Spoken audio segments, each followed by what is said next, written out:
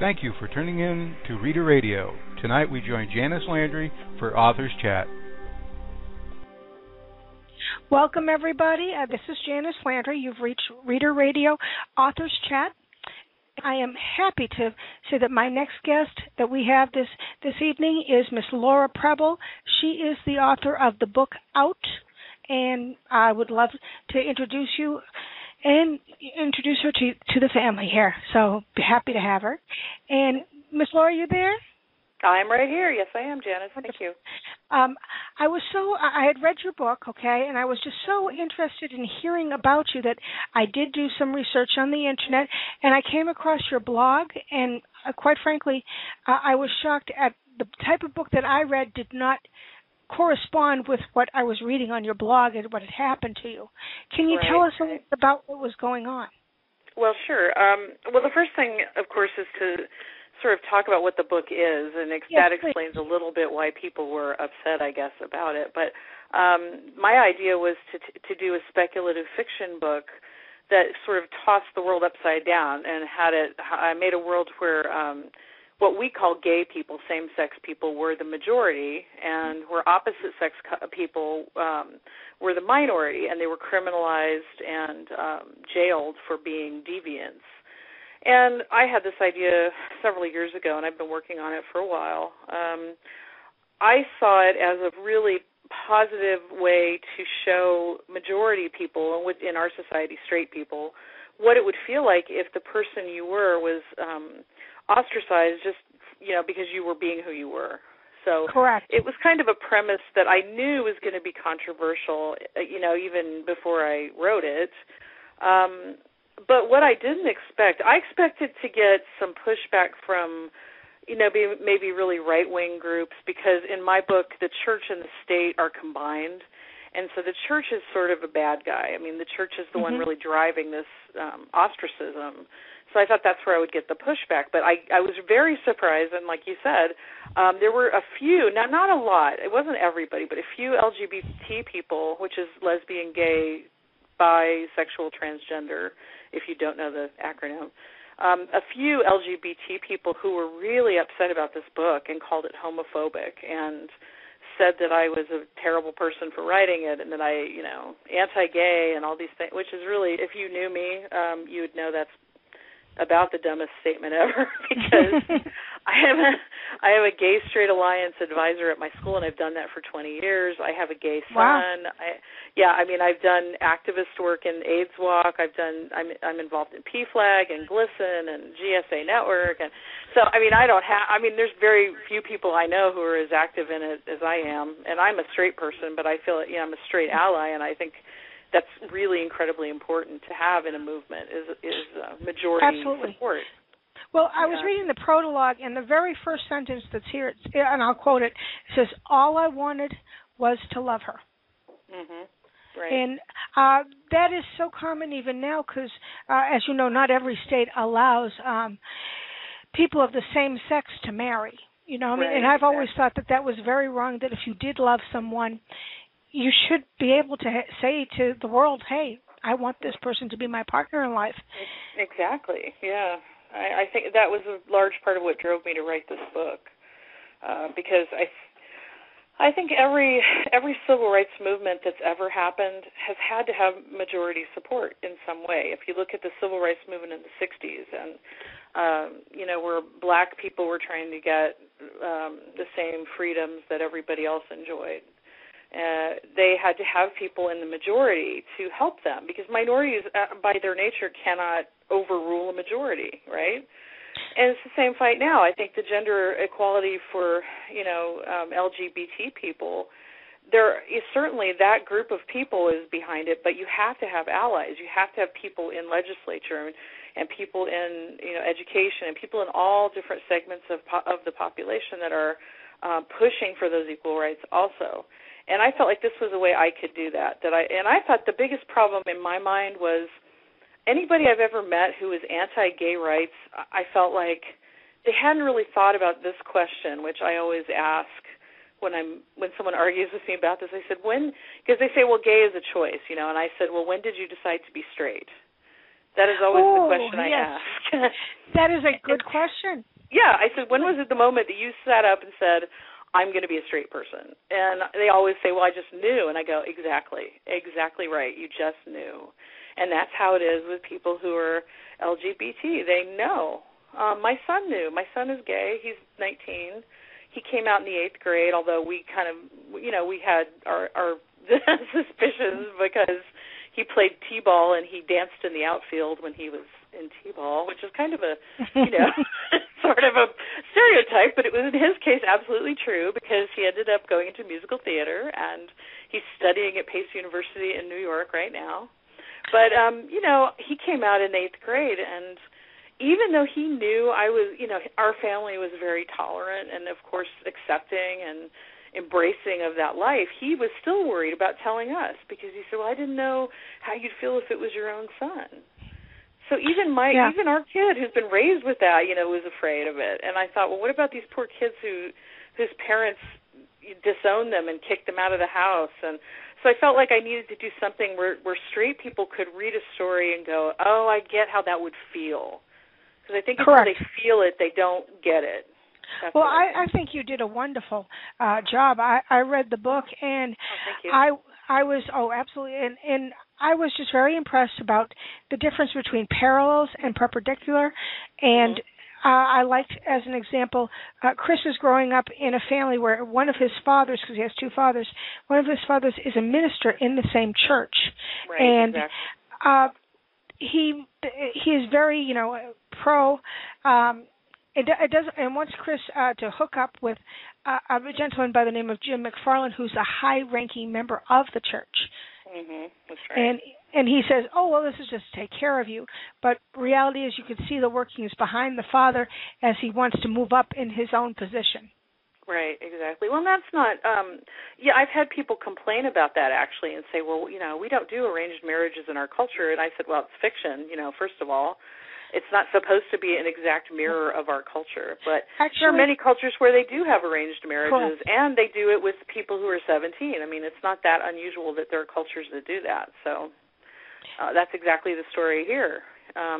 His father, David, he has two fathers, of course. And in this world, well, we'll have to talk about that in a minute, the whole reproductive question, because that one always comes up with this book. But his father, David, is this very high-ranking minister and looking to move up the ladder in the church. But also there is a part of David, I didn't want to make him an evil person because I truly don't think that all the right-wing anti-gay people are necessarily evil people. I think they just don't understand. I really don't think they get it.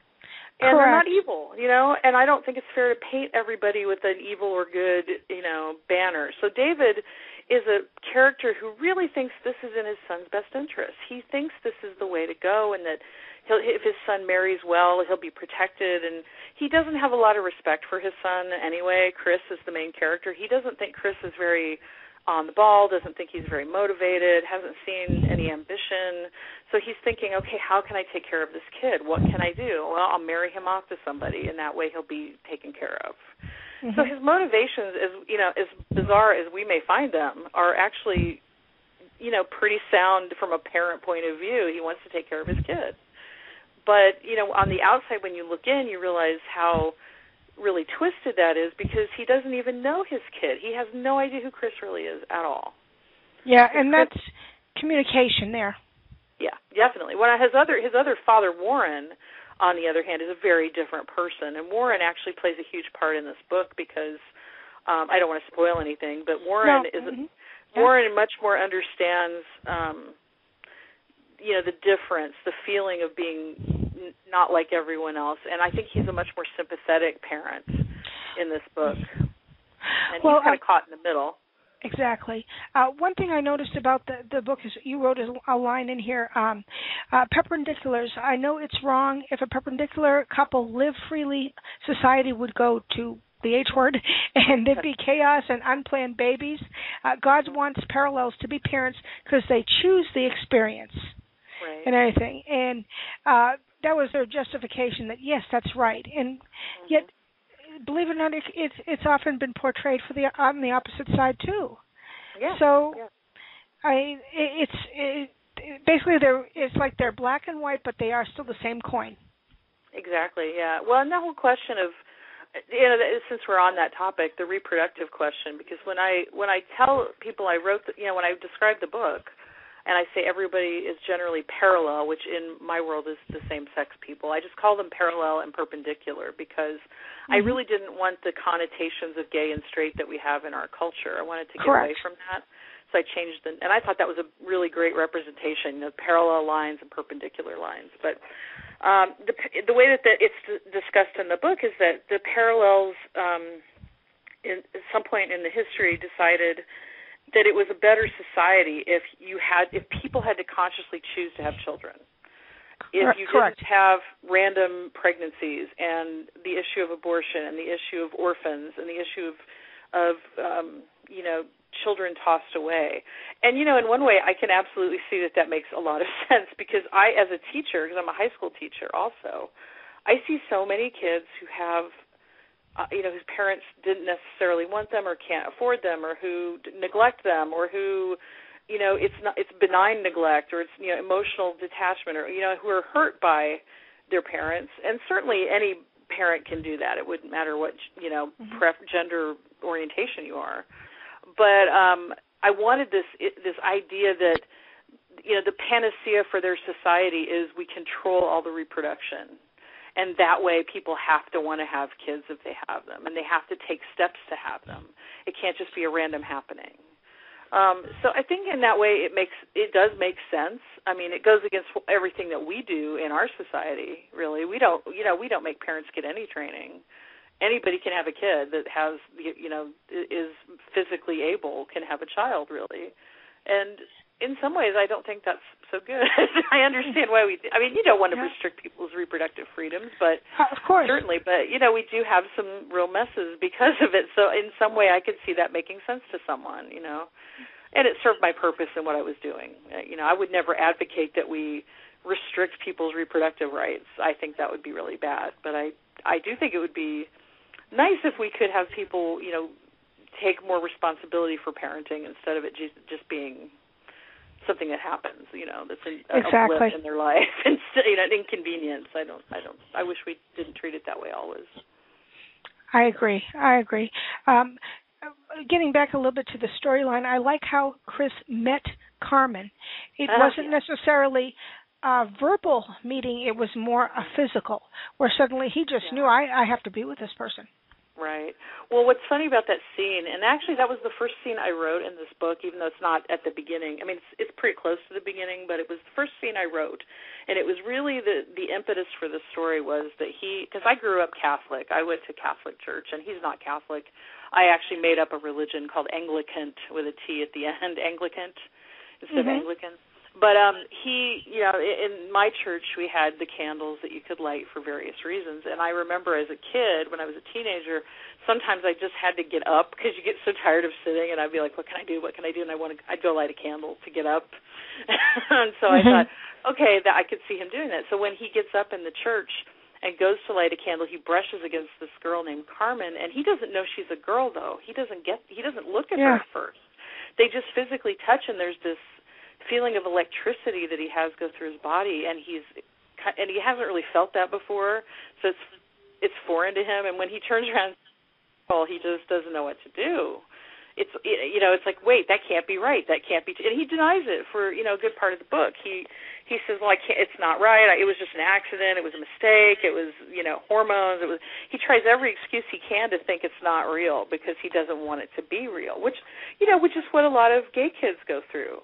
When they're attracted to someone of the same sex, I see this every day. There are kids who start off saying, "Well, that can't be what it is. I'm not gay. It's not that." And then it takes some time sometimes if they are really gay or lesbian for them to say, "Well, yeah, that is true about me." And so he does spend some time denying it. Absolutely, it's something.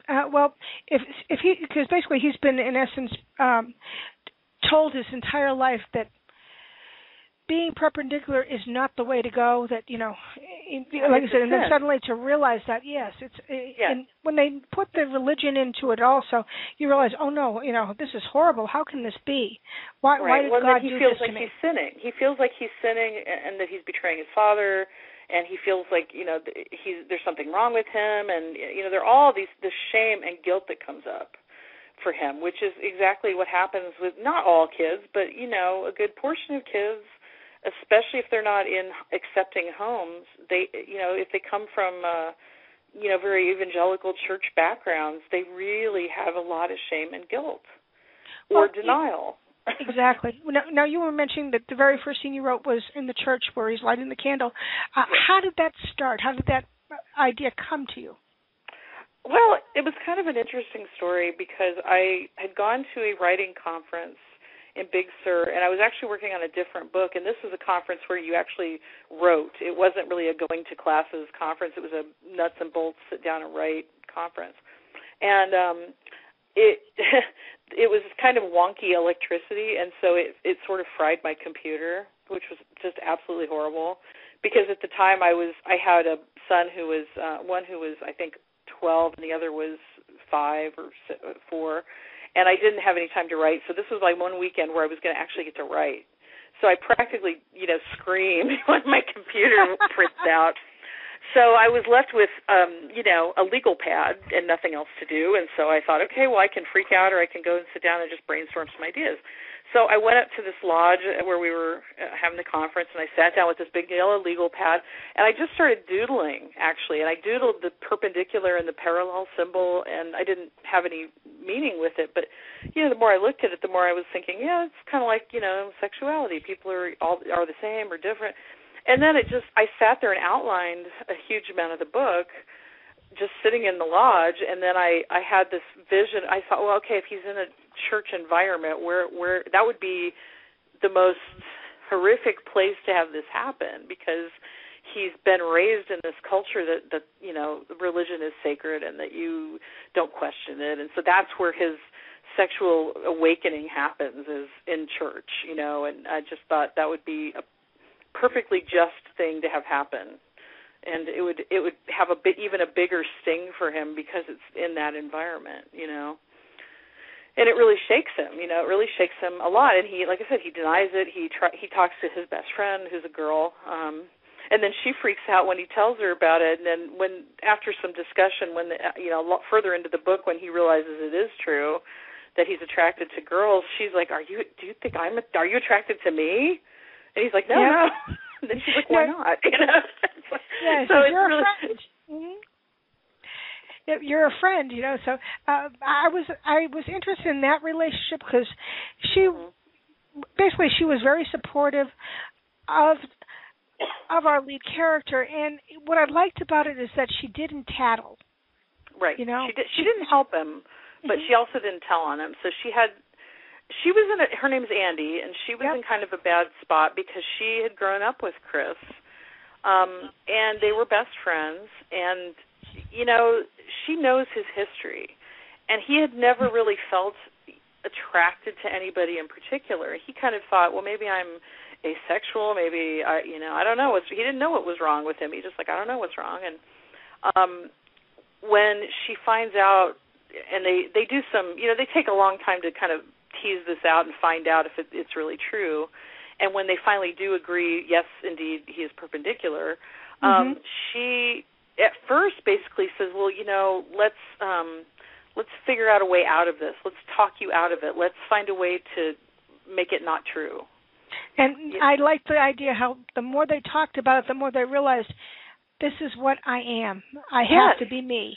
And they're trying to say, they're trying to find ways out of it. She's like, well, maybe, we could pretend like it's not true. Maybe you can think of someone else, or maybe, all these different ways that they can work around it, which, again, gay kids do this. I've seen it over and over where they, at first, especially if they're from really, religious homes or homes that don't accept this, they're cultural, too. I mean, the Muslim culture, for example, is very anti-gay in general. Not every person, of course, is, but the culture itself is very anti-gay. And so I've had kids who are Muslims who just, can't grip this idea. They cannot handle it. And so they find all kinds of ways around it. It's just that, I miss my brother. Oh, it's because my dad's dead. Oh, it's because, there's all kinds of reasons. And so Andy tries to do the same thing with Chris. She says, she's like, well, we need to, and even if it is true, we're just going to pretend it isn't true. Yeah. We're going to ignore it. And that's what also a lot of kids who are in that position do. They just say, okay, well, this is how I am, but I'm going to deny that because it's wrong. My church says it's wrong, and my dad says it's wrong, so I'm just going to, stuff it in underneath and pretend it's not true. And that's very damaging to people when they do that. That is true. That is true. Yeah. One thing this story just kept on reminding me of is you remember the late Rock Hudson. For his entire life, he had to live his life as a straight person instead of the gay person that he really was. It was only when he was weeks from his death, on his deathbed with AIDS, did he actually come out and say, I am. And I was just saying, what a horrible life that must have been for him, even though he had success. It's tragic when you think how many people there are, especially in history, back further into the 50s and 60s or earlier even, who had to bury who they really were and couldn't really be truly happy because society didn't accept this. And it's tragic, and it just makes me so sad how many people have gone through that and that people still go through it. I mean, there are still reconditioning camps today in the United States, where kids are sent to retrain them to, pray away the gay, and for our country to be doing now, so it's not widespread, but it does exist. There are parents that just so want their kids to be one way versus the other that they will be allowed themselves to be talked into something like this. And I am so glad that each time a celebrity comes out and just announces it, that says, hey, I am this, that they are able to have that ability to do that for the simple reason, like I said, prior to the 1980s, no one could come out and say they were. I mean, Ellen DeGeneres was the very first person to come out and say it with pride, and it nearly destroyed her career. Yeah, it truly did. And I see her now, and she's such a confident person, and you just have to applaud somebody with such guts like that.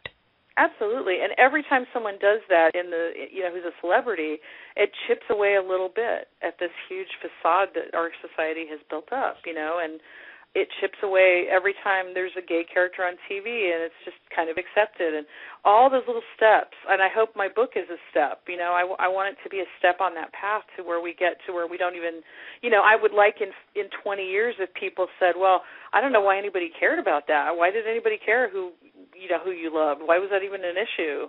Like we do now. Most of us, when we look at, racial things, racial relationships, most of the kids, I think almost all the kids I know in my school, if you ask them, does it matter if you date a person of another race, they'd say, no, it doesn't matter. Of course not. Why would it matter? It's just and I hope that in 20 years love is love. And I hope that in 20 years that's what, we'll be looking back on this period of time and saying, why did anybody care about that? Why were people so angry about it? Like I said, I've had some really, really nasty, you said you saw some really nasty comments. Correct. I saw something that was listed on your blog, and I do hope that you don't mind if I ask you about that. Go ahead. Some of the things that I saw, one of the first things that you wrote, it was on February 2nd, and you said, burn it. Basically, the quote was, burn it and salt the earth with it so it will rise no more. And that was a review on Goodreads. And yes, I know. I was really, that really punched me in the gut because I did not expect it. Well, first of all, I didn't expect it from that community. I did not expect LGBT people to read it that way. And really most of this was based on description of the book. It wasn't it wasn't based on reading the book. It was just they read a description, and all they saw was that the same-sex people were the bad guys, and that was it. And then they decided, some of these people decided it meant it was bad. Now, certainly, I've had support. I had an article in the LGBT Weekly. I've had a lot of support from the community, in general, from individuals and from groups. So it's not everyone. And, in fact, a couple people on Goodreads who had bashed it actually read it, and one woman got on there and she said, I've read this book. It is not homophobic at all. It is anything, it's a polemic against bigotry. And so she, once they've read it, most of them got it. There were a couple of people who I think decided before they looked at it that it was homophobic. They'd already decided. And no matter what they read, it wouldn't have mattered. That was in their minds already. I truly believe if you're going to hate something, at least understand what you're hating. I know. Be sure of the emotion. Right. Don't let someone say, "Oh, this book is wrong." Don't you look at it and you walk away and follow them. Don't do that. Yeah. No, always. Well, we're in the United States. I mean, we're very lucky to have our Constitution and our rights that we do have. And I believe that you should have the ability to write anything you want. And like I said, you leave it up to the public to decide if this is something that they want. In fact, in all honesty, I encourage people to read your book to find out what it all is about. Yeah. Really. Well, I think that's most of the people who've commented on it, for example, on Amazon, have said, by far there's way more positives than negatives. Most people have said it's really an eye-opening book and that it makes you think outside the box, and it opens up a discussion that's really relevant and interesting and necessary. And I literally had, I think, 2 people on there who said anything really bad about it, but they were very upset. Those 2 people. But one of them even said, I did a Kickstarter campaign. Do you know what that is, Kickstarter? Yes. It's where you raise money before you do your project, and I had done it so that I could buy copies of the book, to sell, and also for promotional stuff. And one of the people who got on Amazon said, or on Goodreads said, well, the community already made it clear they didn't want you to write this book, and so you shouldn't have written it. And I said, that's not how I write or not write. Yeah. I don't decide, let someone else decide if I should or should not write a book. And I thought especially for someone who's in a group that's oppressed and who've been silenced, I thought that was a really odd take, saying, well, you shouldn't be talking about this because, we don't want it. I just think that's odd that, someone would think that from that community, but people think what they think. So I agree that with the internet and all the various resources that are available, there's more information out there for people to get a hold of than say they could have before the internet was even invented, like in the 70s and 60s. Right. Well, that's good and bad. I think it sometimes lets people say things that if they were with you in a room face to face, they would never say. I think it encourages nastiness sometimes and bullying, because it can be anonymous. Nobody's accountable for their comments. You don't have to be. And I don't mind criticism either, but I think, if you're going to make comments, you should have your name attached to them and you should be responsible for them and say, I said that, Correct. But a lot of the really nasty comments you see all over the internet are just anonymous comments with a fake name or whatever. So people feel protected to be able to do that, and I think that's a definite downside of the computer boom, the technology, the social media boom, and all of that. Well, what was your favorite part of your book, and what was the hardest part to write? My favorite, gosh, it's hard to say specific. I love the end, and it's probably because I'm not going to say what it is, but I'm kind of a romantic person, and I want everyone to have what they want. Sure. So correct. I think it made me happy when I wrote the end the way it happened. I'm not going to say what it was. The hardest thing, honestly, for me was. Well, there were 2 things. One was that I had to keep track of this world that was so opposite to ours. And when you do that, when you create a new world, you constantly have to be reminded of the details of the world so it's consistent. And that's a lot. There's a lot of energy in that. It's not the same as writing a book that takes place in our world and everybody knows how our world works, because I had to literally think through every single detail of this world. A lot of things that you don't see in the book, a lot of work backstage, where I had to think through, I wrote their Constitution out. And it's not in the book, but I have it. I wrote it out. I have newsletters. I have newspapers that I created. I made an archive of printed material for their world. So I would have that. So I would know what it is they're looking at and seeing, so it would all be authentic, and that when I quoted something or talked about it, it was all consistent. So that was the biggest part of the work. the hardest thing was I got about, I guess I was 70 or 75 pages into it, and I had written, I don't know, I'd written some, well, no, it was further in. It was probably like 150 pages. But I figured out at one point that I'd gone dreadfully off track, so I had to just throw out 50 pages. I had to go back. Wow. And it was because, here's why. It was because I'd started to make it a book that was more political than personal. And that doesn't work, because the only way this book really works is if it's a love story. It's the only way it does what it's supposed to do. I agree. Where I stopped and went back was where I realized, okay, now this is turning into some weird, like, spy thriller thing, and that's not what it is. So I had to go all the way back, trash what I had, and refocus on the relationship, and really, live there instead of in this kind of political world. So that was whenever you're a writer and you have to toss out 50 pages, that's pretty painful. It's a lot of work thrown in the trash, Well, I've seen the video for your book, and the video is actually kind of scary in many respects. It's about Chris/Sebastian, and it's obvious he's been brutalized. Yeah. Well, and that's actually my son in that video. Oh, okay. He's the actor, so he actually did the video for me. Well, part of what happens in the book is that Chris and Carmen end up in this rehabilitation camp, and I did a lot of research on camps and reconditioning camps.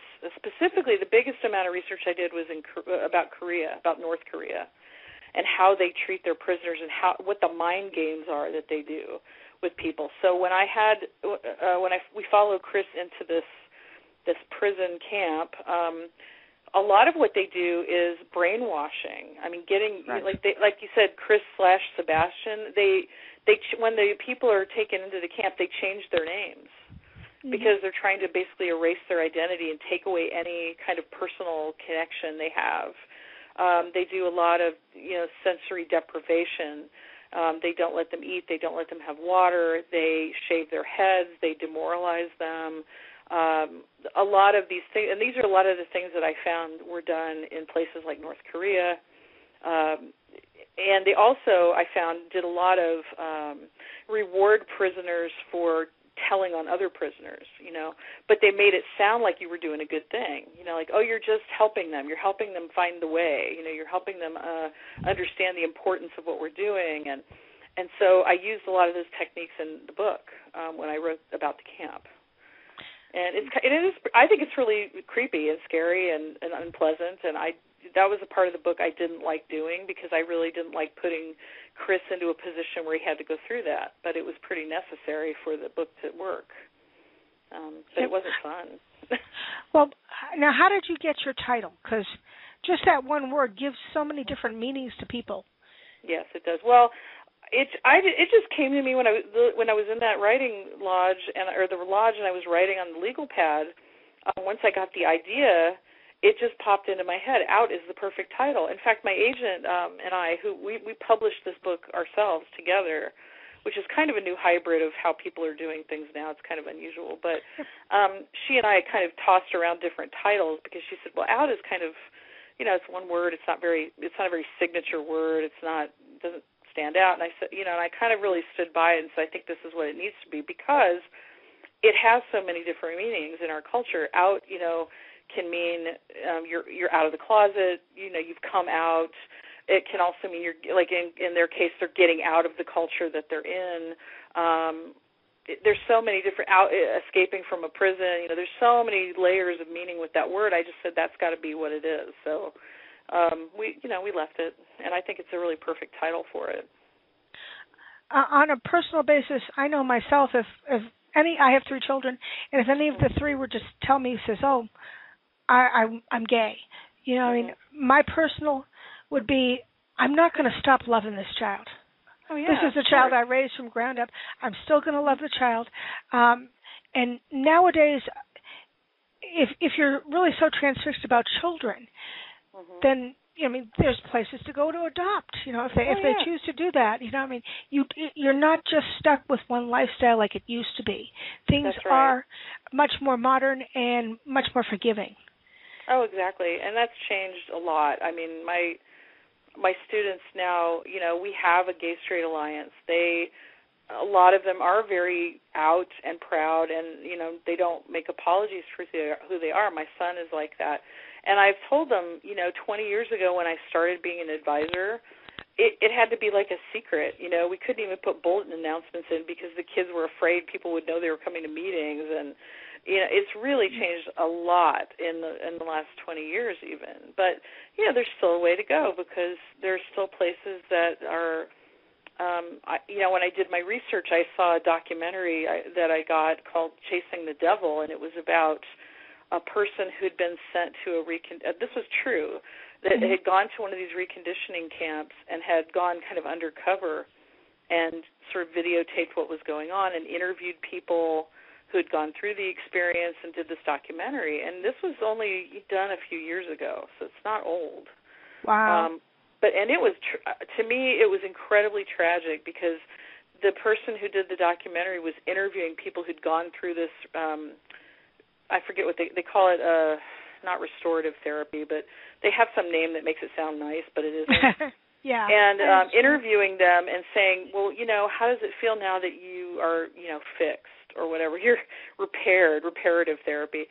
And the people, are so sort of brainwashed that they just say, well, I'm so much happier now, and everything's great, and I feel so much better, and God loves me, and and you could just see that they were parroting the things that had been fed to them, and just not living an authentic life, and not being with anybody because they can't be, and I'm just going to be single my whole life, and that's just okay because that's how God wants it, and it's like, wow, okay.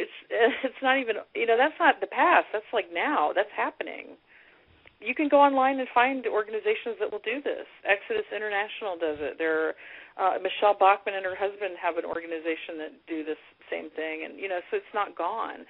There's still in other countries in the world. In Uganda, they're trying to pass legislation to basically criminalize being gay and punish people and execute them for this. So unfortunately, it hasn't changed enough. It has changed some, but I think there's still work to do.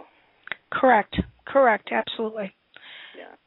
Now, if you could, I guess basically what I'd like to know is how would you feel if, like it says, as your lead character, for instance, Chris, when he tells his parents who he is, because basically he never really got a chance to say that, yes, he is.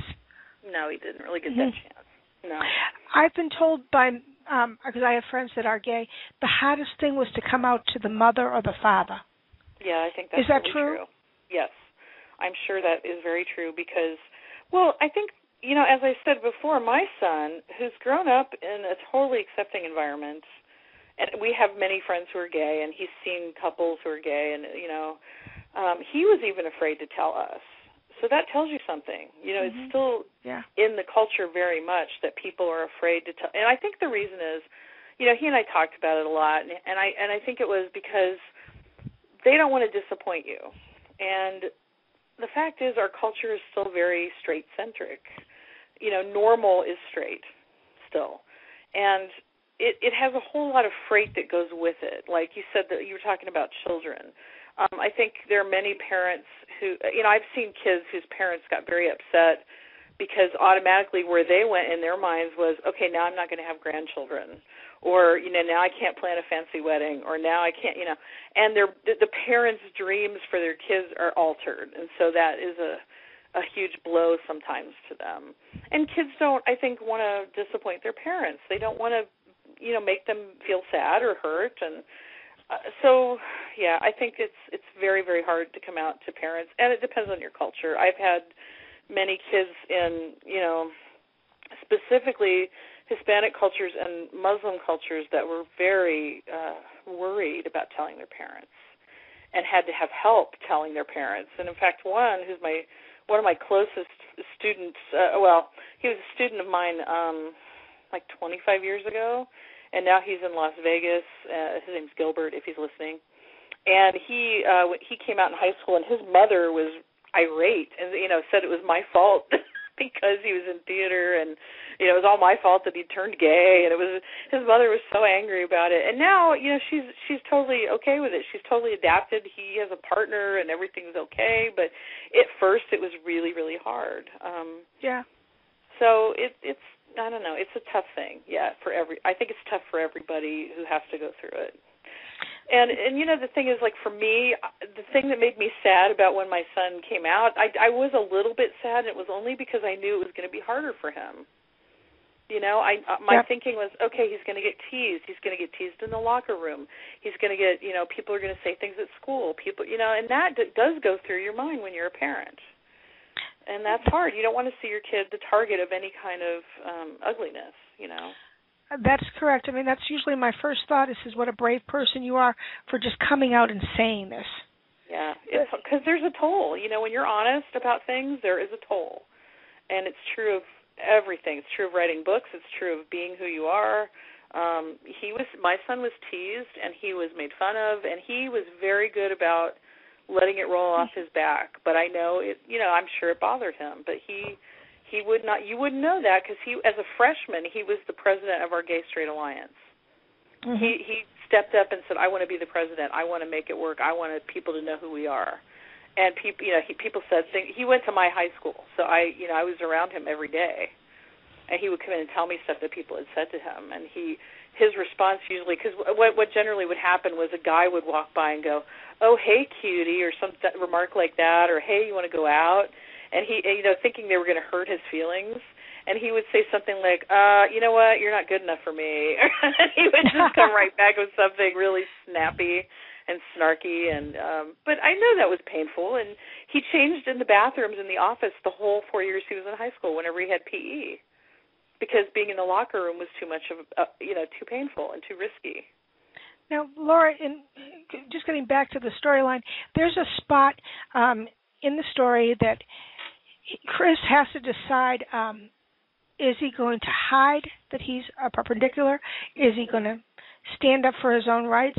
And how is he going to live his life? He actually, there's a line, okay? And I liked how you had him physically decide, hey, I want what I want, and I should be able to have it.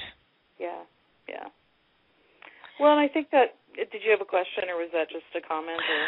Well, it's just a comment, basically, but this is a book about very strong feelings of love, and where there isn't really an easy way out. There's simply a road or course that once you're propelled to do so, you have to do it. And I was just wondering, as an author, because you have so many different sources to help you be able to write this, how was your family with this? Because this is all a very sensitive subject. Oh, yeah. Well, my family is super supportive of what I do. My husband is a musician, and he's always been there for me and is always very supportive and helps me write and is my partner in everything. And, so he was absolutely supportive. My son, Austin, who is the person in the video, he was kind of a reader for me, too. When I was doing my early drafts, he would read it for me and say, okay, this works, this doesn't work, I don't get this, or what. He was helping me out that way. But they've done a lot to help me out. My other family, my sisters, are in Ohio, and I grew up in a very conservative place in the world. Ohio is, pretty conservative. So we have not actually talked about the book specifically. They're very supportive of my writing. I don't know how they would feel about this book because we'd never talked about it. And it's one of those things that I don't talk about on purpose because I don't really want to know. If you know what I mean. It's like, I don't want to, if they don't like it or if they don't agree with the premise that gay people should have equal rights, I kind of don't want to know that, which I guess is me denying and hiding my head in the sand. But I think that would hurt my feelings a lot, and I don't really want to know that about them if that's how they feel about it. Yeah. Well, now you were mentioning that you had to self-publish. Can you describe a little bit more for our listeners here that maybe future authors that want to learn how? Sure. Well, it was an odd process because I have 3 published books that are traditionally published by Penguin, the Queen Geek Social Club series, and those were, the traditional way where you write a book and a publisher buys it. In fact, it was not even that. I did a proposal and they bought the proposal. I hadn't even finished the book, which is very unusual. Yeah, I mean, it's real unusual that happens. But I was very lucky, and I just happened to meet an editor who wanted a chick lit book, and I had an idea, and I pitched it to her, and I gave her 20 pages, and she bought 2 manuscripts. She bought 2 books from just the 20 pages. And that was my first publishing credit, so that was very, very lucky for me. But when I wrote out, my agent, who I have now, took it to several publishers and editors, and I'm not exactly sure what was going on. I have my theories, but I think the publishing world right now has changed a lot, and I think that mostly, especially with young adult books, they're only really buying things that are very safe bets. They're buying, books that are like other books that have sold. There's not a lot of risk-taking right now. So, in answer to what you were asking about self-publishing, my agent and I, she shopped it around and had rejections. A lot of, I love this book, it's really great, but no. And so I said, well, I'm not just going to let it die because I think it's an important book. So, we decided to do it together. She did the typesetting and the uploading of it to Smashwords, which is where you format books. And then we did it through Amazon, which is CreateSpace. That's their publishing arm. So it's print on demand, so you basically get it when you order it. Oh, okay. And there are downsides to that and upsides to that. The downside is you don't get the same distribution in terms of, like, you can't go into Barnes & Noble and buy it. But the other thing is, there are not a lot of, Barnes & Noble is the last one of those kinds of stores, there aren't any. Correct. Borders is gone and B. Dalton is gone, and so the model is really changing, I think. Independent bookstores, I think, are going to be much more important because, there's been rumors that Barnes & Noble is going to go under, too. And they just if that recently happens, closed then down indie a lot of bookstores stores. are going to be, I know they have, and I think I love going in there. I love bookstores in general, but I think it might be a good thing because it might give independent bookstores a chance to thrive. And they're much more open to risk, and they will take, a self-published book like mine, and I have a local bookstore here in town that's going to put it up, and it's going to be available to them through a company called Ingram. So I'm going to be sending postcards to all these independent bookstores and trying to get them to carry it. It's risky, but also here's the thing that most people don't know unless they've published a book. When you do a book through like Penguin, writers get about 8 to 10% of the cover price on that book, and that's boilerplate. That's standard for everybody except for like maybe J.K. Rowling, who probably gets more. But most of us schmoes who just write books, we get 8 to 10%. So if I write a book and it's $10 at the store, I get $1 of that, and the publisher gets the rest.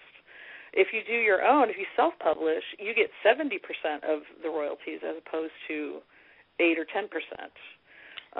It's a trade-off because, like I said, you don't have the distribution and the marketing muscle of a Penguin company, but you also keep more of what you sell. So, well, having done both, which do you prefer? Well, I like the freedom of doing it myself because I didn't have.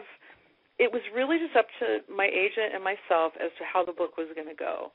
And some of the people who'd read it, the editors who'd read it, kind of said, well, I like it, but I'd want you to change this, or I'd want you to change that, or these characters need to be different. And so you lose, when you do a traditional publisher, you often lose a lot of freedom with your work. I got to choose the cover I wanted. The cover, I think the cover's fantastic. I don't know if you saw it, but yes, I did. I think it's a great cover. It stands out a lot, and I got to design that and do it the way I wanted to. And you can't do that when you have a traditionally published book. You have really no say in the cover. They can do whatever they want with it. So I guess I don't know. I liked having the traditional publishing prestige, I guess. It's when you go to someone and say, oh yeah, I had a book published by Penguin, you get a level of respect that you do not get when you say, yes, I self-published my book. It's different, because anybody can basically self-publish a book. So it can be a great book, it can be a nothing really crappy book. So you don't, Then I liked the prestige of it, but in terms of the actual process, I much prefer doing it myself because I have a lot more control of it. What's the hardest part of writing for you as a creative person? Finding time. Honestly, that's the biggest problem. I really don't have a problem. I can sit down and write anytime. I mean, thank God, and knock on wood, I find some wood over here. I do not have that writer's block thing that people have. Usually I can sit down and write because writing to me is like breathing, and I've done it since I was like 8. I have a picture of me when I was 8 with a pencil in my hand, writing stories. And I love to read. So that is just something I've always done. But I have I have kids, I have a full-time job, and I have a demanding cat, and so finding, as all cats are, so finding time is very much the hardest thing for me, and silence, because I have a 10-year-old boy, and so silence is kind of at a premium at our house. Too much energy. Yeah, lots. I wish I could harness it. So that's really my biggest challenge. But sitting down and having the time. And then when you're doing self-publishing, you're also doing all the marketing, and you're doing all the publicity, and you're doing everything. It's like you're a one-stop shop. So that takes up a lot of energy and time when I could be writing. I'm actually doing that instead. Like, I haven't written for like 2 weeks at all. I haven't done any writing because I've been doing publicity and getting the book out there and mailing copies and all of that. That's all I've been doing in the time I have. Wow. And that makes me cranky because I don't like when I don't write. I get cranky. My husband will tell you. If you could meet any one of your characters in this book as an example, which one would it be? Oh, from this book? Yeah. I would want to meet Jana.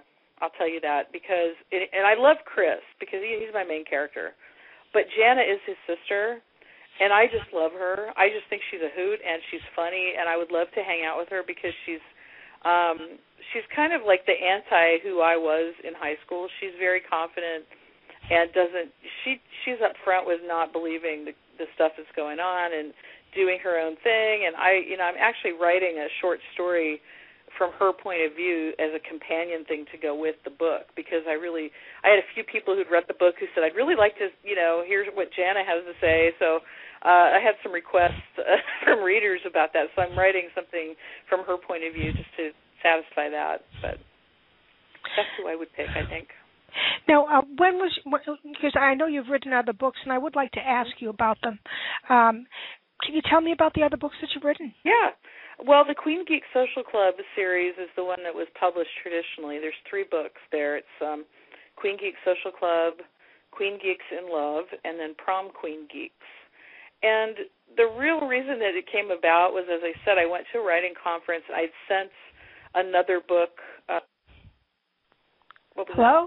Yep. Oh, hello? Okay. Yeah, I'm still here. Yeah. Okay.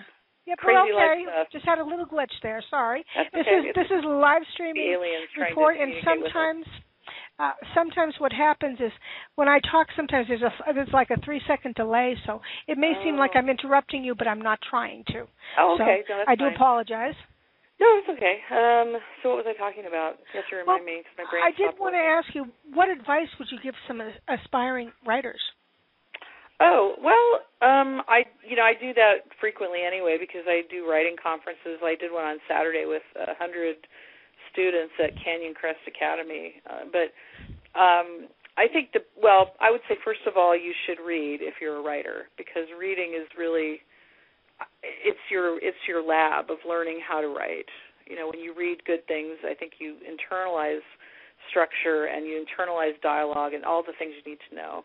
And the second thing is really to write, and you do it as much as possible as a daily routine if you can. Like I said, I haven't been very good about it the last couple of weeks, but I do usually try to write every day. And that is a challenge. The older you get and the more you have in your life, it's more of a challenge. But I think that even if what you write in a day is not good, it's kind of like exercising. Like if you do it every day, you build up the muscles and you build up the stamina, and then you're better able to write really good stuff. And I also think it's really important to be open to, I know when I write, and this is just me, I mean, everybody's process is different, but I always let my characters sort of do whatever they want to do. I don't have a really set in stone plan of what I'm going to do with them, because I like to have them sort of run the show and do what they're going to do and say what they're going to say without me always being in the way. So now, I did want to ask you a few more questions concerning Queen Geek Social Club. Sure. How did you come up with the ideas of that? Oh, that's what we were talking about. I totally forgot. Correct. Okay, I'd gone to a writing conference. I'd met an editor from Penguin and sent her 10 pages of another book I'd written, like a pre-reading conference, and she really, really, really liked it, but it was kind of a supernatural, voodoo-based thing called Laika's Angel, and I actually self-published that, too, before the Queen Geek books. Anyway, she liked it a lot, but she said that wasn't really what they were buying right now, and they wanted chick lit, which was specifically girl characters. And she said, if you write one of those, let me know. I'd like to see it. I'm like, all right. So I thought, well, I'm not going to do that because I hate chick lit. It's not my thing. I don't like it. And then I went home, and a couple weeks went by, and I thought, what a shame, because that was a great connection. And then I really literally woke up at 3 in the morning, and I had this idea, and I thought, well, why couldn't I write chick literature for geeks, because that's what I am. I'm a total geek. I love science fiction, and I love, movies about that, and Star Trek and Star Wars and all that, and Comic-Con. And so I got up at 3 in the morning, and I wrote the first scene in the book, crazy writing, 3 in the morning, and went back to bed. And when I got up the next day, I read it, and I was like, hey, that's pretty cool. I like that. It's kind of fun.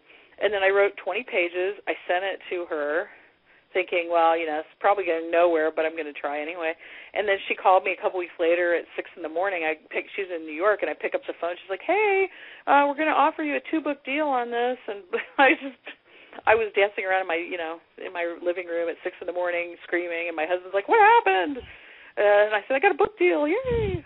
So it was weird. Be so exciting. Oh my gosh, that was very exciting. It was so cool, and it was on a Friday, so the whole weekend I kept telling him, I think someone played a prank on me. I'm sure it's not true.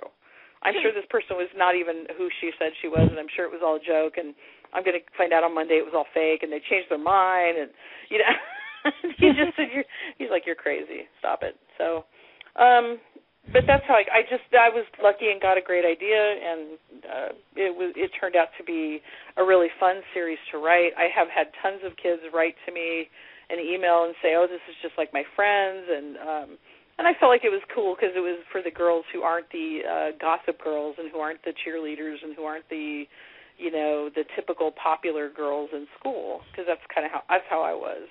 So it was a lot of fun to write. Very different from Out, but a lot of fun. Now, my next question is, what's up and coming for you? Oh, wow. Well, I have several projects I'm working on. And again, it's the time problem. It's finding time to finish everything. I actually started writing a sequel to Out. I hadn't planned to do that. I had really figured that was going to be a one-time book, But I don't know. After I finished it, I really felt like there was more of a story to tell. I felt like I kind of wanted to know what happened next, and I had people, after it was out, I had people writing me and saying, well, I really liked the book, but I want to know what happened now, next. What's the next step? So I haven't really worked on it much, but I've started it. I also have I have a novel that's really close to my heart that I've been working on for a while, and it's an adult novel called Anadonia. And I really want to finish that, and I feel really tugged in that direction to finish it. And it's different also. It's about a character who has trichotillomania, which I don't know if you know what that is, but it's is that a fear of spiders? No, it's not a phobia. No, it's a form of obsessive compulsive disorder, but it's where you pluck out all your hair. Oh my goodness. Yeah, and it's an obsessive-compulsive disorder, and my character has this disorder, an obsessive-compulsive disorder, and is very germphobic, and but she's also I just love her. Her name's Anna, and she's hilarious, and she's quirky and smart, but she's also incredibly dysfunctional. And anhedonia, the title of the book, is actually where it's a condition similar to depression where you don't feel any pleasure at all. And that's kind of where this character is. And her life, she goes through a series of events that change her life, and she ends up going on a road trip, if you can imagine. A person with OCD going on a road trip, that should tell you right there what kind of book that's going to be. It's going to be weird. But I just really love her, and I love the character, and I just keep really feeling tugged to go back and to finish that book. So I think that's probably what I'm going to do. Even though I have so many things I want to do, I never have time to get to them all, it seems like. Well, you seem to have been open to a variety of influences, especially concerning this Out book. Can you explain further concerning that? Of influences? Yes. You mean like writing influences? Or yes. Okay. Well, as I said, I grew up reading all the time. I was very shy as a kid and pretty much stayed in the house all the time and read. So that was, something. And then I always wanted to write a book. So when I started to write when I was very young, I guess I kind of patterned myself after all the things I'd read, which was I loved Chronicles of Narnia. I loved later in life the Golden Compass by Philip Pullman. I read tons of science fiction books by Isaac Asimov and Robert Heinlein and a lot of different Ray Bradbury. So all those people really influenced my writing early on, with the idea, the what if idea, like, what if this happened in the world? What if, absurdities and things that, most people would probably not think of. And then later, as I got to be an adult, I really enjoyed Christopher Moore is one of my favorite writers, which, most people don't, most people don't know who he is, I think. He's a bestseller, New York Times bestseller, but people don't really know him that well. He wrote Lamb and A Dirty Job, and he likes metaphysical topics, but he's also incredibly funny and kind of bawdy, and I love that mix. And I don't really feel like I write that way. I kind of wish I did, but I don't. But I really admire his style. I read a lot of Christopher Buckley, who writes similar. He wrote Thank You for Not Smoking, and he wrote Boomsday, which is about the healthcare. So I like people who write things about serious topics but treat them with some kind of odd, quirky, paint them with a quirky brush. So that's what I read. And I don't know. I guess I write that way in some ways, but it's what comes out of me is kind of an amalgam of all of those things. Plus I do have my guilty pleasures too. I like to read Charlene Harris's True Blood, the Sookie Stackhouse novels. I like those. Yep. I like Tim Butcher's Dresden Files. I have my own little pleasures of just fun things I like to read too. Well, of all the characters that you've done in different books, is there one that closely resembles yourself? all of them, actually. No, I mean, really. But yes, there is one in the Queen Geek books. The main character's name is Shelby, and Shelby is pretty much me. There are 4 characters in that book, 4 girls, and each one of them is me in a different way. But Shelby's probably the closest because she's kind of the person I wanted to be in high school, but I was not. In that I was very smart. I did really well in school. It was never hard for me, and I loved music and art. And I loved, science. I had a job at the library. I mean, that's the geekiest thing I could think of. My job after school was at the library, the local library. But I was also incredibly shy, and I dated one person the whole time I was in high school. And I mean, one date, one person. I was terrified of boys. I was a hopeless mess in terms of my self-esteem. It was terrible. So Shelby is like how I wanted to be, because she's geeky and all of that and smart, but yet she doesn't apologize for it, and she's not embarrassed about it, and she's just who she is. Plus she's also got these weird insecurities, and when you look at her internal monologue, she's always going off on bizarre tangents like I do, and she has a robot, which I always wanted to have, and she has her own personal robot, and I don't have one, but I always wanted one. So yeah, I guess it would be her. And she has kind of reddish hair, which I have. So Now, I was just kind of curious on how you write. You said that you can write anytime, anywhere. That, believe it or not, is something most writers are incapable of. So the distractions and stuff, you're very lucky in that. And I know. No, I am. What is your normal day like where you find time to write? Well, I teach in a high school, like I said, so I get up at 5:45 every day, and I go to school, and then I'm off about 2 because I teach 5 classes, and then I'm done. I usually have an hour between 2 and 3. 3 is when I pick up my son from school. So I pretty much have that hour in there, but I don't get much done because it's only an hour. When I pick him up from school and get him home, then we do homework because usually he has a lot of homework and needs supervision. So a lot of times my writing time is like right around now or a little bit later in the evening when people have gone to bed. Weekends are really important, and summer is really when I get to do a lot because I teach high school, so I have summers off, and I save up money all year so that I can take that time. I kind of like buy my freedom, I understand. So I don't have to work in the summer and holidays and things like that. So, and I leave the house and go work in coffee houses, and it's weird because I'm very, very sensitive to noise, but when I go into a place like a coffee shop, if I'm writing, I can absolutely focus in on my writing and not be distracted by things in a coffee shop. Because there's a lot of noise, it's just white noise, and I don't hear it.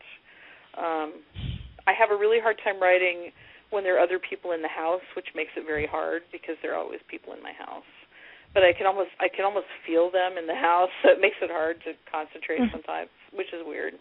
But I really can sit down and write almost anywhere, almost any time, and I don't want to jinx it.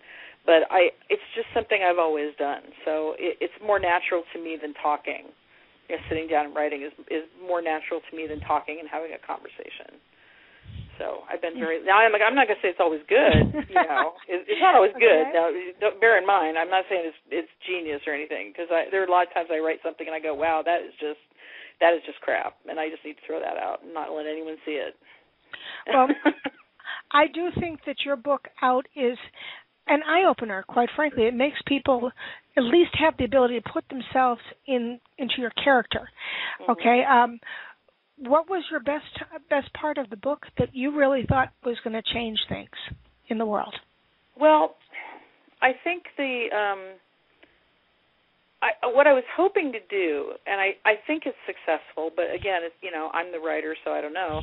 I wanted people to really slip into that world and accept it, even though it's totally different from ours, and be able to feel what it would feel like if the person you were was not allowed to exist in an authentic way. So I think the scenes between Carmen and Chris, where they meet secretly and are trying to have this, first resisting, but then kind of giving into it, this love affair, where they're incredibly secret and they can't be seen together and they can't acknowledge each other. And every minute is stolen. I think that I like those scenes a lot because I think they really are the core of the emotions of the book, I think. So I feel like if those scenes are successful, if you feel like you really want them to be together and you get how much they love each other, even though they haven't known each other that long, then it works, Well, I spent most of the book rooting for both Carmen and Chris to be together, and I know that there's some very exciting plot twists, which I'm not going to release, so, as a result, I'm not going to give away the ending and such, but one thing I loved is the fact that even though they knew each other for such a short time, that emotion of true love just suddenly hitting you wham on the head, was what really made me just fall in love with the two characters, because they knew they loved each other. They tried to separate each other, tried to get away from each other because it was just too painful. And yet, again, they find themselves back and that this was right. It must have been such a hard ability to write that.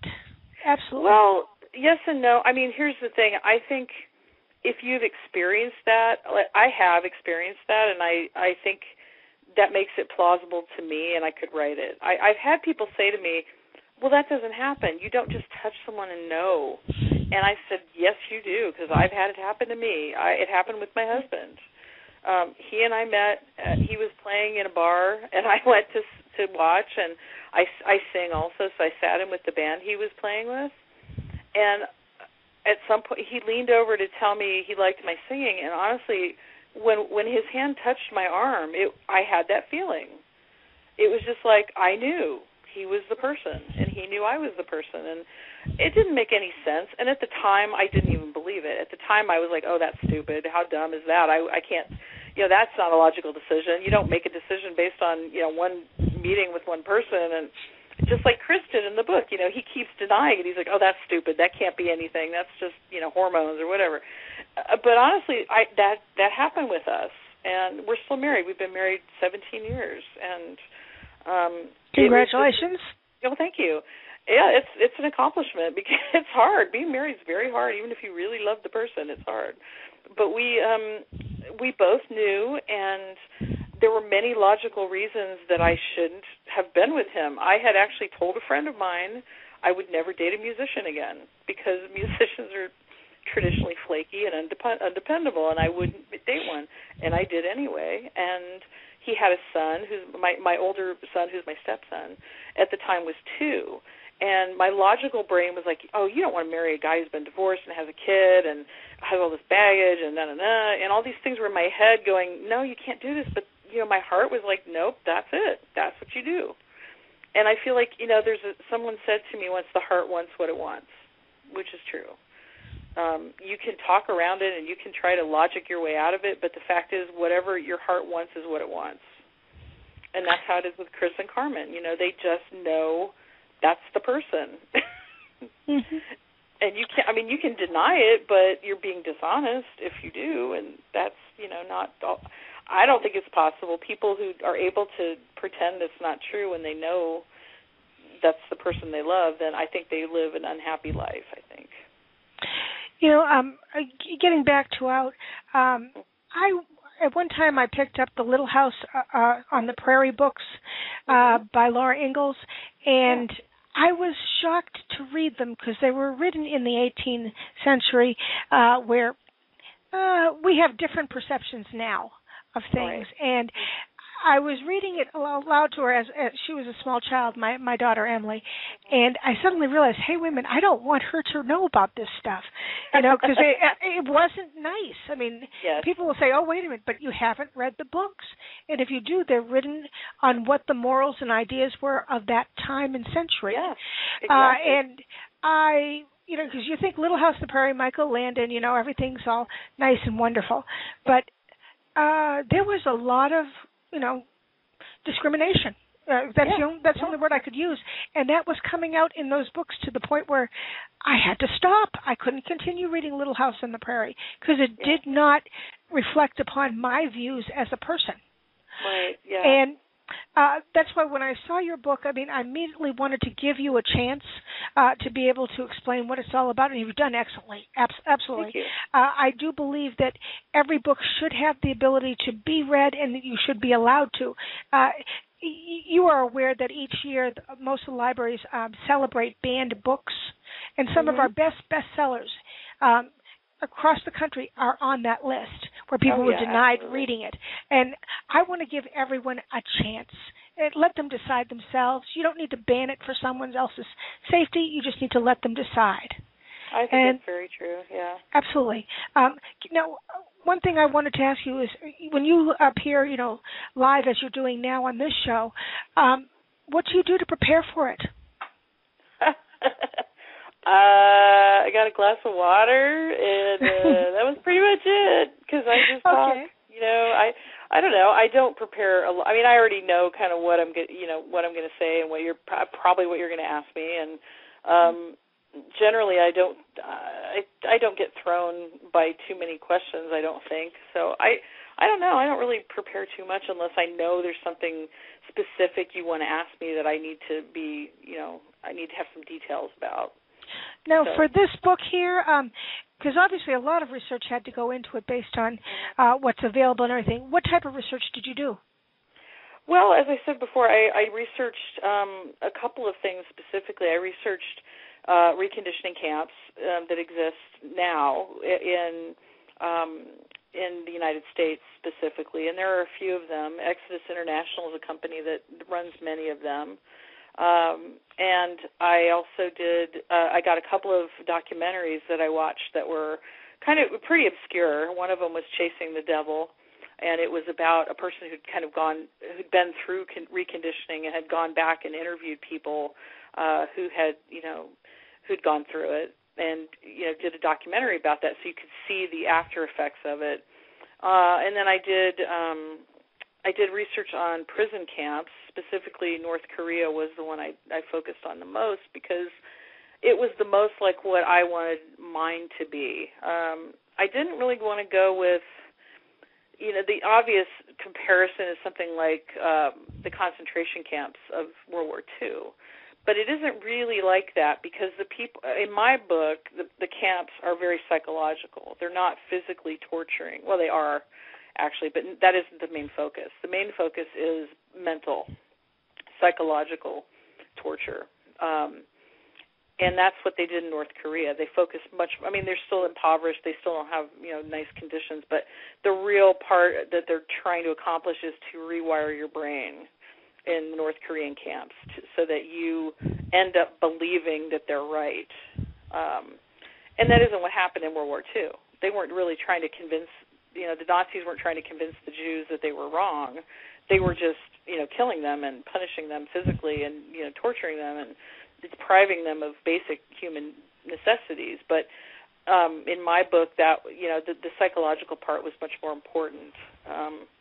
So I did research on that. I did a lot of research on the churches, specifically the Anglican Church, because that was the one I sort of modeled my church after. Mostly because I know in the Anglican Church today there's been a lot of controversy there about, gay ministers, and there's kind of been factionalization in the church about having gay ministers or not. So I used that. I did some research on that. Did research on, I already knew the Constitution, but I went through and, word for word and got the wording down and rewrote it myself. It's not in the book, but I did that for my own prep work. Did work on that. Did work on reproductive law, reproductive rights, just different stuff that I would know it. It doesn't really come through in the book specifically, but I felt like I needed to have that background to be able to really write it. Mm-hmm. So. Can I ask you, who is your inspiration? Oh, in life? You mean in general? Correct. Or? Yes. Wow, that's a big one. My inspiration. Well, I got to say Buddha. Even though I'm not really a Buddhist, but okay. I guess the reason is because my constant challenge in life is to detach and to let things happen as they happen and not try to get hung up on what I want to have happen. And that's a very Buddhist kind of point of view. And so I guess, even though I don't consider myself Buddhist really, I find that very inspirational and necessary because what I do with my own work and with my life is when things aren't going the way I think they should, I can easily spin out of control and get upset and second-guess myself and start, my brain starts, in this hamster wheel of doubt and self-recrimination, which, I think a lot of writers have that problem probably. So when I do that, I try really hard to keep the idea of that nothing is bad, it's all just experience. And that kind of helps me not go nuts. Now, do you use any real-life facts based on any true stories in your books? Yes, some I do. Not specifically, well, I'm trying to think it out. I don't think there was anything specific in that book that was real life. I'm trying to think. But in Queen Geeks, I used quite a few things that I had seen or experienced at my high school where I teach. And I actually used a lot of that in the book as kind of a shout-out to my students because, for example, one of the things in Queen Geeks that they do in their club is they decide that one of the things they don't like is how models are super skinny, and they decide that they're going to have a campaign to collect Twinkies to send to the modeling agency that has the worst body fat to height ratio of all the modeling agencies. And I got that idea from school. I directly found, there was a girl walking around one day with a T-shirt she had made that said "Supermodels Eat a Twinkie," and she just made it herself. And I don't even know who she was. I just saw it, and I was like, "That's perfect. I'm going to use that." I don't know if you're aware of it or not, but Israel is the only country in the world that refuses to allow skinny models.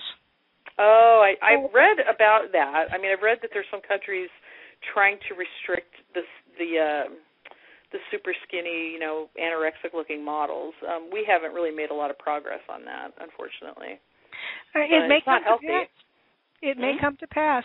You never know. I mean, I've seen some. There's been some movement that way. Like they had Dove had a whole ad campaign of real women that looked like normal people and they weren't models and. But you still see an awful lot of skinny women on the runways and the skeletal arms, and I wish that was different because I think that's very damaging to girls, especially. They all think they're fat. Every high school girl I know thinks they're fat. And I did want to ask you, who is your favorite author and why? Well, I have several favorites. My contemporary favorite, as I said, is Christopher Moore because I just love. He deals with metaphysical ideas like death, and he has a book called Lamb that's about Jesus, but it's like the years that Jesus disappeared from the Bible, like nobody knows what happened to him. So he makes up a whole story about what he thinks happened to him, which is incredibly interesting to me. And so I love him in a contemporary sense, and in terms of, more classic writers, I love Ray Bradbury and his ideas, and Fahrenheit 451 is one of my very favorite books. I teach it every year. I teach American Lit, so I get to teach that book every year, and every year I read it, I find something new in it. And I'm amazed at the prophecy, what he predicted the world would be like, because he wrote that book in the 50s. And yeah, I have to explain to the kids, he thought he had all these ideas of televisions on the wall, flat screen televisions on the wall. That in the 50s that would have been, that was science fiction, which of course we have now. And he has something called seashells that you put in your ears and you hear music without having wires. And his world that he created is so much like our world in many ways that it's freaky. But I think he was incredible. So he was definitely an influence. I love C.S. Lewis. I just love that British way of writing. I don't write like that, but I love reading it, and I absolutely love the Narnia books, and I reread them like every 2 years just because it's like an old friend, Absolutely. As a teacher, you must get a great deal of joy when your students, if you see their minds click and actually respond to the ideas. Have you read any of your books to them or let them know that you are the author? Well, I haven't read my books to them. They do know that I write, and they know that my books are in the library. And I've had kids over the years, many kids come up and, come into my room at lunch or something and say, hey, I read your book. Can you sign it? They're so amazed that a person they know would write a book at all. But it's really fun because I think it's good for them to see that real people do this. I think there's a big detachment for most students about writing, and they think, oh, it's somebody that's not like me that does this.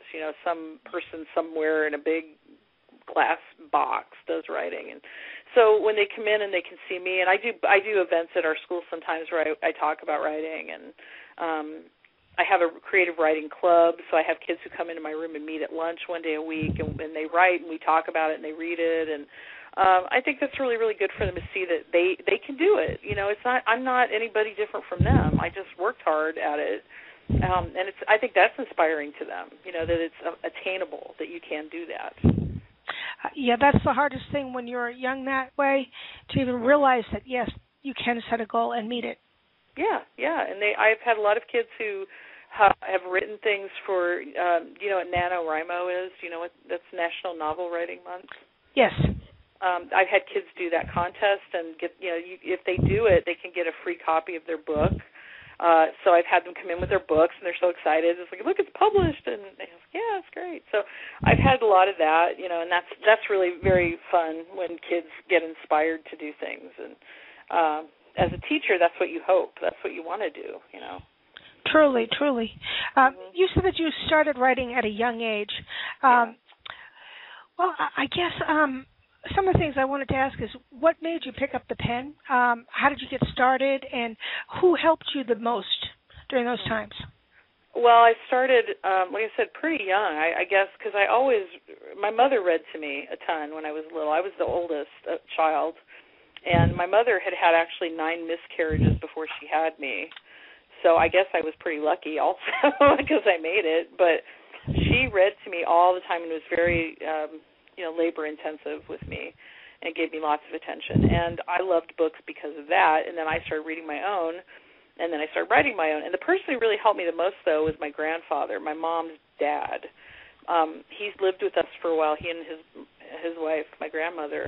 And he started, he bought me a big yellow legal pad. And he said, okay, I want you to go in and write me a story. And so I would do that, write a page and bring it back to him and show it to him. And he would praise it, all over the place. And so then I'd go back and write another one. And it was mostly, they were probably horrible. I'm sure they were. But he was very nice about it. He was really encouraging. And he was Irish, and so he was a storyteller.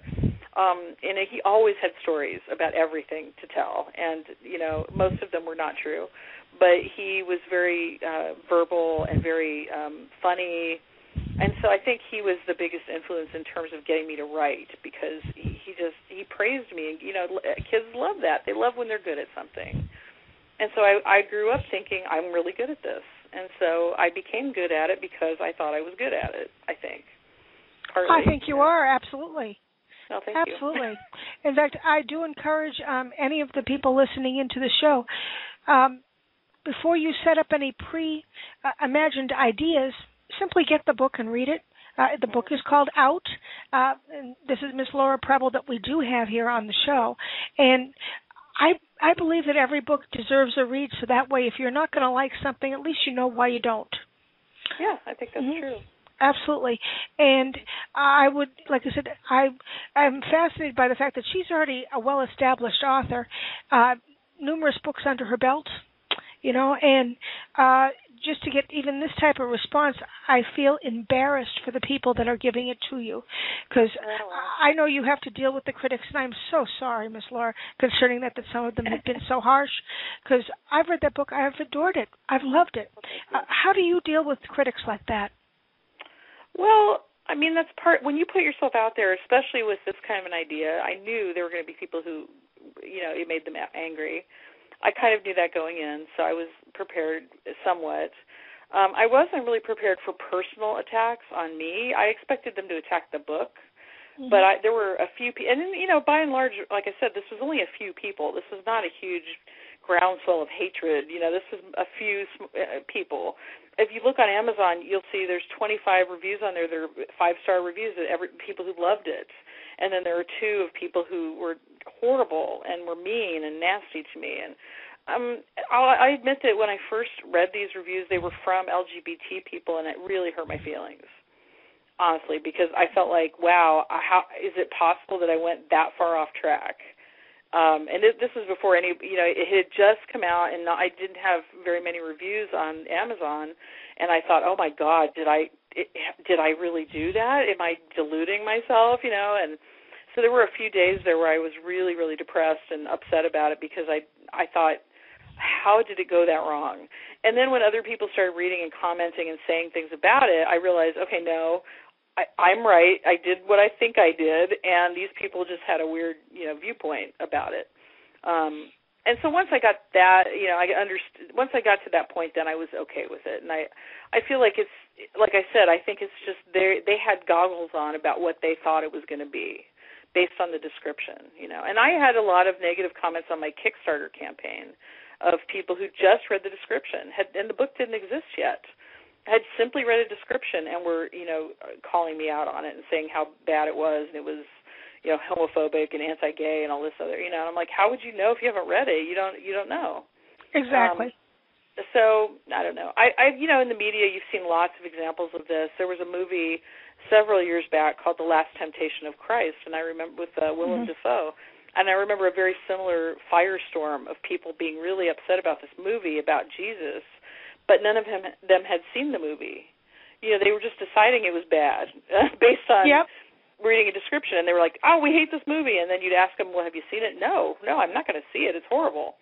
It's like, well, how do you know unless you've seen it?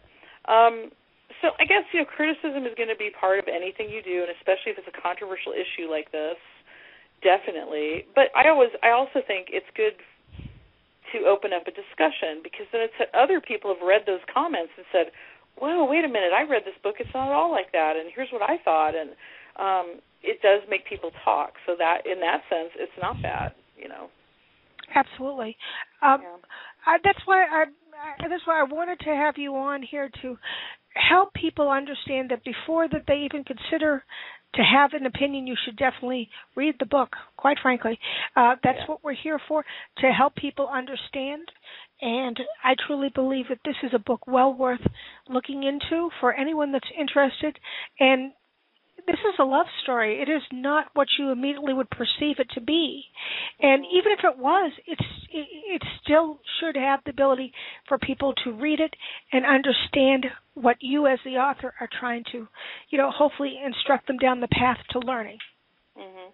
Well, that's what I hope. I mean, I hope that people read it and make their own decisions about it rather than look at what other people have said. And I really do think that it's the kind of book that, could change minds. I think that someone who's on the fence about how they feel about gay rights, I think if they read this book, it might help them understand why it's such a critical area. That for me to think about, I have a couple of friends who got married in California, and there was a small window where gay couples could marry. I don't know if you remember. You don't probably know about that because you don't live here. But we had a Proposition 8 that was it was to ban gay marriage. But in between when that was passed, we had an ability for people to marry, and I had friends who did. Two guys who were really good friends of mine got married, and I sang at their wedding, and it was just, I kept thinking, why would this be bad to anyone? I don't get why two people loving each other could ever be bad. We tolerate violence. We tolerate people shooting at other people, and we tolerate, hatred, and we tolerate all kinds of other things, but we don't like people loving each other. That doesn't make any sense to me in any way at all. So I do agree with you, because as far as I'm concerned, if you love each other, you're not out to try to harm or hurt anyone. You just want to be able to express your feelings. Right, and I never have understood why anybody would perceive that as a threat. I get that there are people who feel like that's going to change the fabric of our country or of our society, but any stable home with two people who love each other is good for everybody. I saw this political cartoon today that had 3 panels. The first panel was a girl and a guy who were obviously drunk, and the top of the thing said sanctity of marriage. And there was a girl and a guy who were obviously drunk, and they were like, we're going to go to Vegas and get married. We've only known each other for 4 hours. And then the second one was a woman with a lot of rings and jewelry, and she said, I've been married 7 times, and it gets better every time. And then there was a gay couple. We've been together 20 years, and we'd like to get married. And you look at those 3 things, and you go, okay, how is that not keeping the sanctity of marriage? That makes no sense. Because there are people who get married after they've met for 2 hours, and people who marry 7 and 8 times, and that's certainly not making marriage holy. Correct. So it does. That argument makes no sense to me at all. But we're still talking about it, so. Well, everyone's going to have a difference of opinion. It might be based on religion.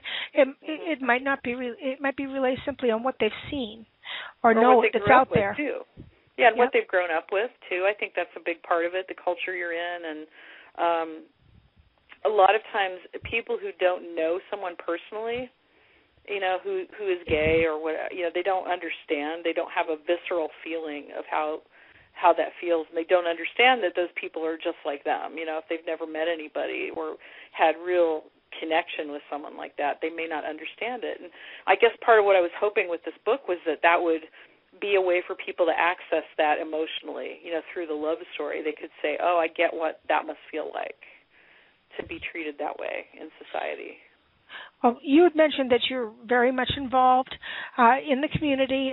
Your son is gay, and you have so many other resources that a normal writer trying to write the same story would not have had. Do you believe that gave you more of an access to be able to really pinpoint the emotions that you wrote in your book? Well, I do think so. And, one thing, I had a few critics who said, well, you're a straight person, you can't write this book because you don't understand what it's like. Oh, boy. Yeah, and I was like, well, okay, yes, I am, and that's true. But, I have seen, I don't think you have to be able to live a life to really write about it. I think our experiences are common human experiences, and I think people loving each other and being told they can't marry or can't be together is as old as Romeo and Juliet. That's the same story. It's just different details. They couldn't be together because their families hated each other. There are all kinds of stories of racial couples trying to be together that couldn't because society dictated it couldn't be done. And, there's certainly many writers who write about things that aren't their own experience, but in my case, I have met and worked with so many kids who've dealt with this issue that I do feel like I can speak to it, even if I haven't lived it, because I have lived it through them. I have heard them talk. I've seen them cry. I know about many kids, who unfortunately have committed suicide over things like this. That's so not right. So not right. It's not right, and we've lost unfortunately many kids to this kind of hatred. Matthew Shepard, who the subject of the Laramie Project was a student who was killed. There was Lawrence King, who was just killed a couple of years ago, 12-year-old boy, killed because he's gay, because he was who he was. And when things like that still happen, and I am around kids who respond to that and are saddened and depressed because of it, I feel like, I know what this is. I may not be gay, but I certainly understand it, and as a person, I get it. Well, the United States Army recently changed their policy, and now you can come right out and say you are.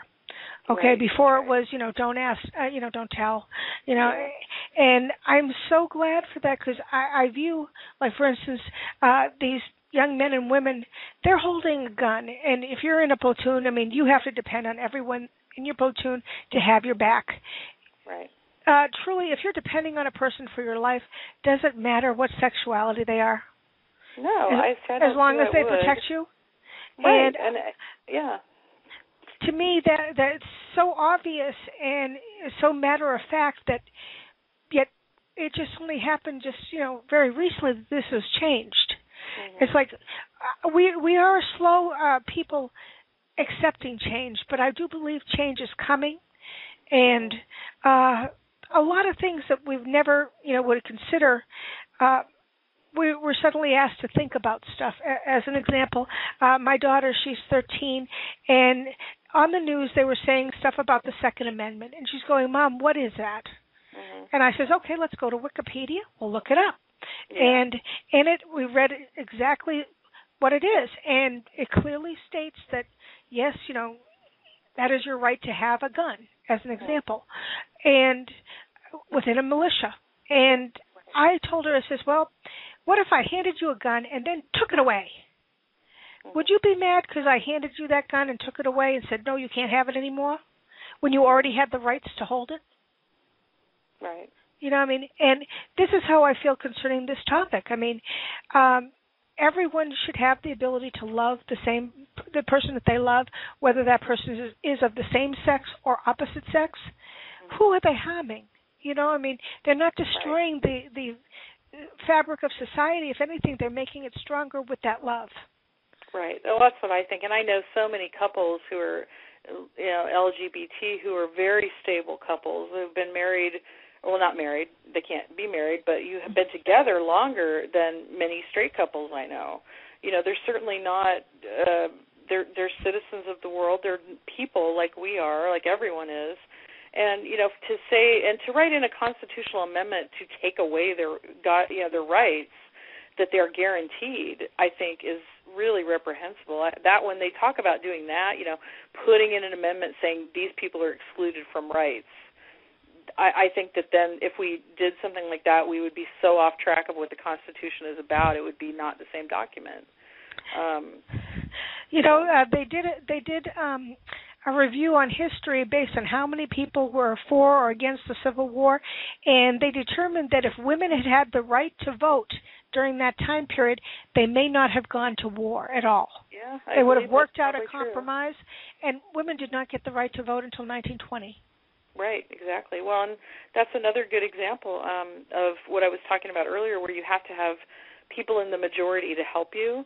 The women's right to vote in 1920, that was an issue that obviously there were many women who wanted the right to vote, but there actually were a lot of women who didn't want it, who were very against it, who worked against it. And, the women who really worked for it, like Alice Paul and Lucy Burns, they had to get help from, white men in the media, white men in legislature, because that's the only people who had any power.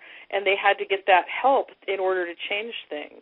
And they did that. But it took a lot of work. It took a lot of, they were reviled and hated and sent to jail. And unfortunately, a lot of times that happens in our society when change change is imminent. There are a lot of people who fight against it. It happened. That's why Martin Luther King was assassinated.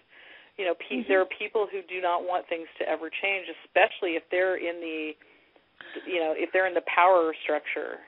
They don't want it to change because they have all the power. So it's unfortunately a story that's played out so many times in history, not only ours, but other cultures too. Other places in history. Human history seems to be just fraught with it, and we I guess haven't learned that lesson yet. You're supposed to learn from history, but it repeats itself over and over. It does. It does.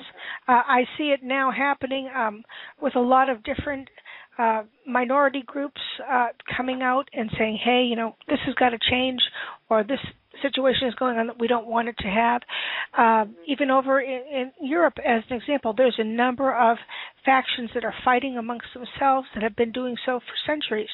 When will it all end? I don't know. I wish I knew that answer because that would be great. But, yeah, I don't know. I mean, look at the Middle East. They've been fighting for, I don't even know, thousands of years. And there are people, there are people in this country who don't want immigrants, even though our country was founded by immigrants, basically, people who came from another country and started our country. So I don't know. It's just we seem to be I think it's fear, honestly. I think it's all about fear. People fear what they don't understand. And it's paralyzing. I know that you've won a lot of awards for your writing.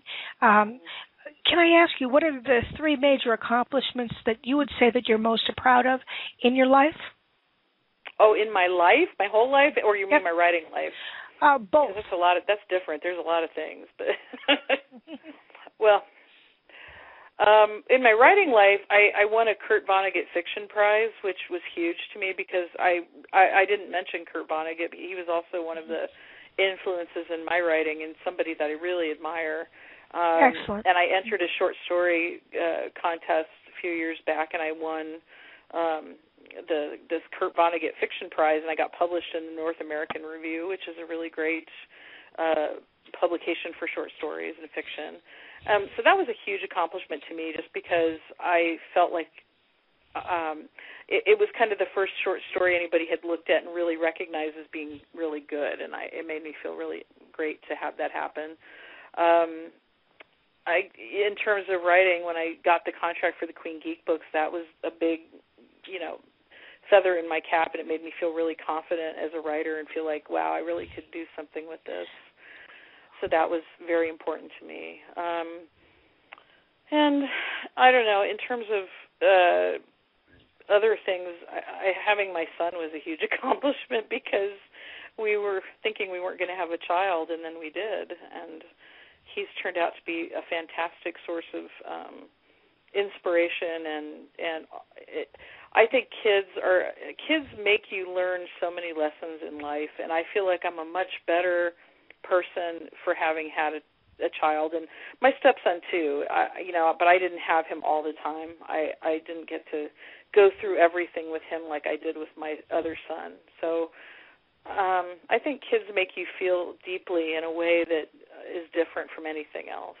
So I think it's made me a much more caring and compassionate person, even though I think I was already that way before. Now, we have some questions on our flash chat.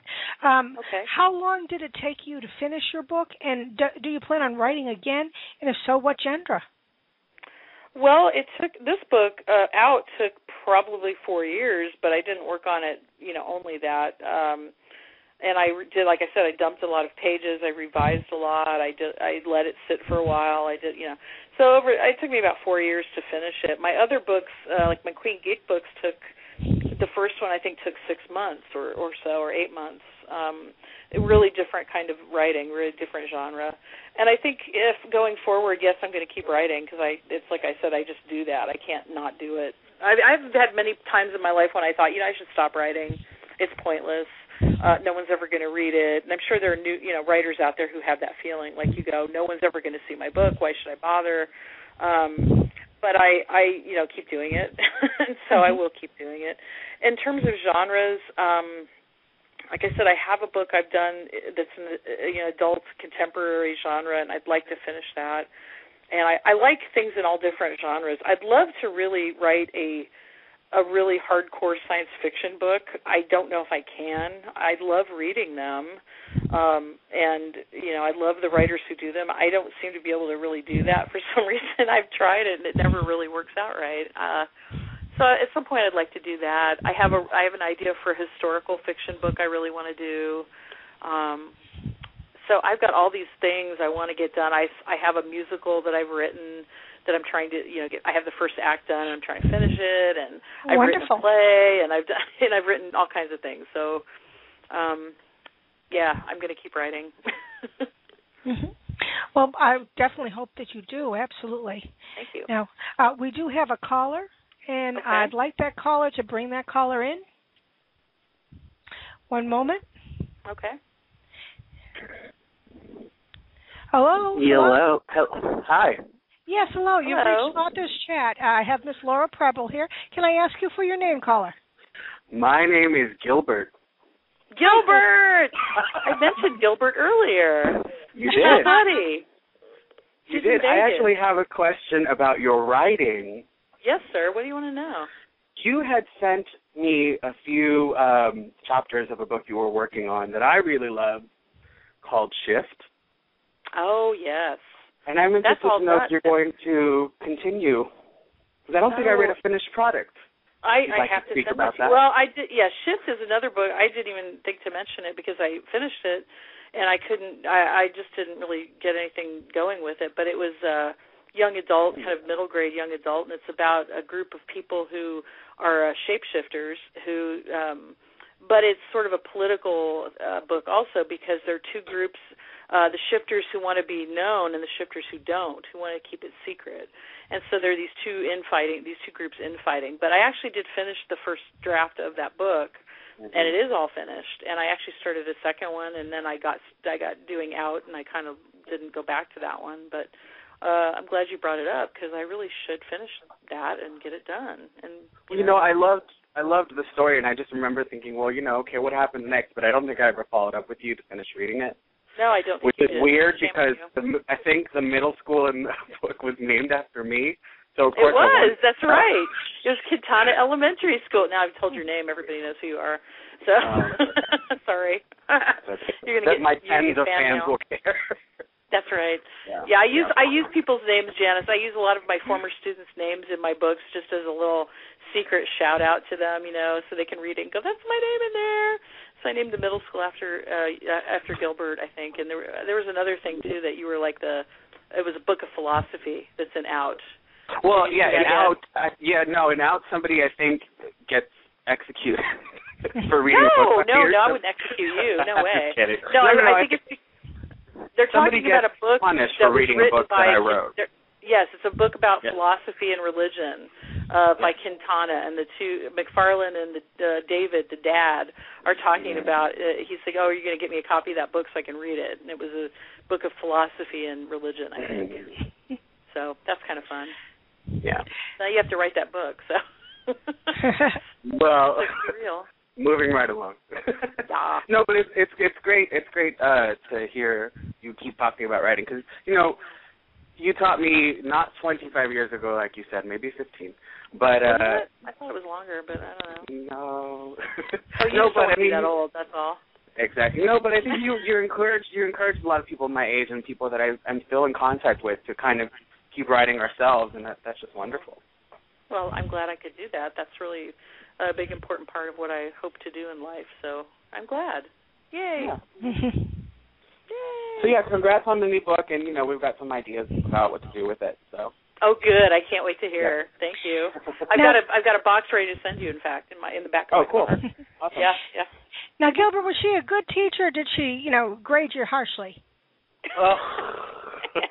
No, she was a great teacher. She was one of the kind of teachers that, you know, I mean, I don't know about other students, but I got in trouble a lot. Say it as so. For ditching and, you know, doing things I shouldn't have been doing. But so when I would get in trouble, they would have me do something called Saturday school. I don't know if this is still in practice, but she actually encouraged me to, use that time because I would blow off Saturday school and then get in even more trouble. And she would encourage me to use that time to write so that I can turn around and be like, look what I did with your punishment time. Yeah. You know? Came out of it with something. Good. Yeah. You know, she tried to make us kind of see the silver lining in it all. Not to sound cheesy, but, you know, she did.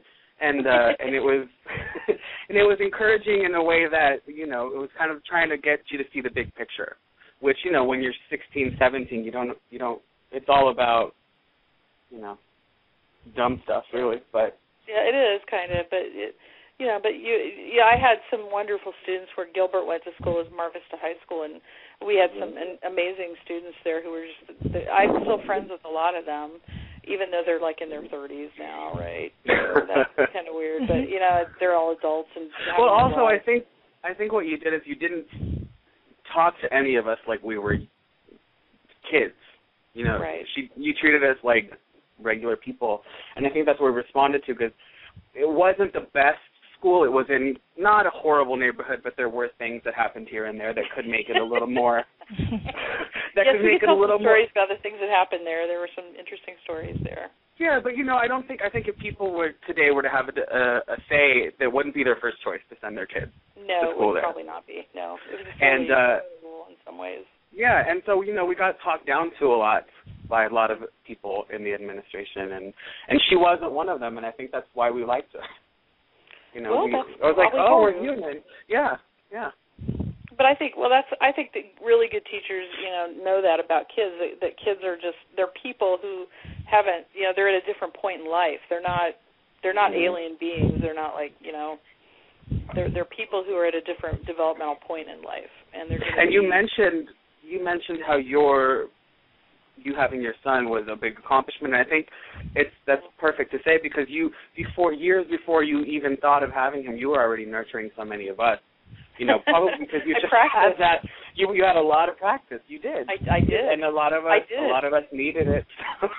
Oh well, yeah, but I didn't change any diapers though. But I did do a lot of nurturing and I love to do that. I grew up in a family. My dad was very into helping other people, and that was what I grew up with, and that was kind of that's what we were taught to do as a kid. My dad was a huge person in service. He ran a soup kitchen, and he started a homeless shelter and a clothing store and St. Vincent de Paul, and he did all of these charity things, and that's what we were raised to do. And not that teaching is charity, but it's you know, working to change the world. That's what really it is. You're doing it one person at a time, but it's the ultimate goal is to reach another person and, you know, help them, you know, see what they can do in the world. And if I did that, then that's really what it's all about.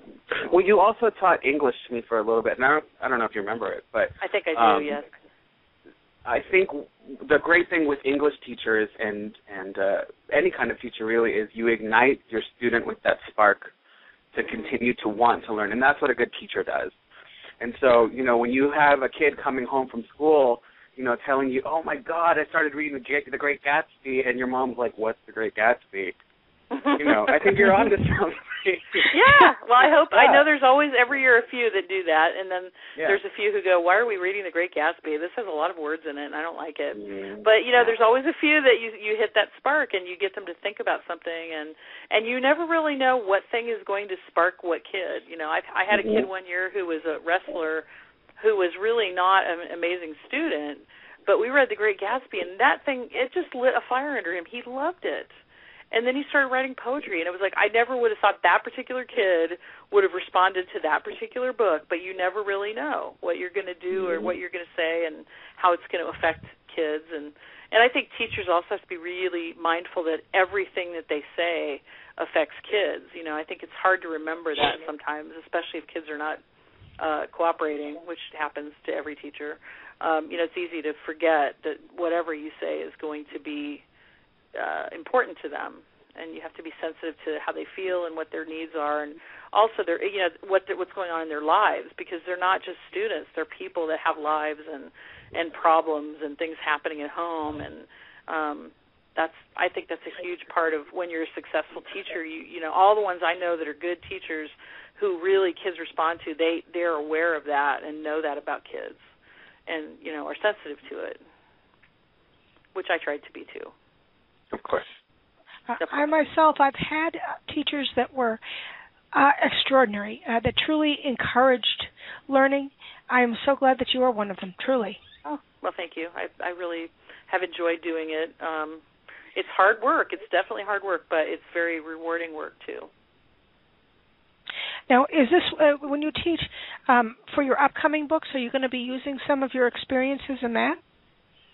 Well, the one I'm doing now that's the adult book, not so much because it's not a young adult book.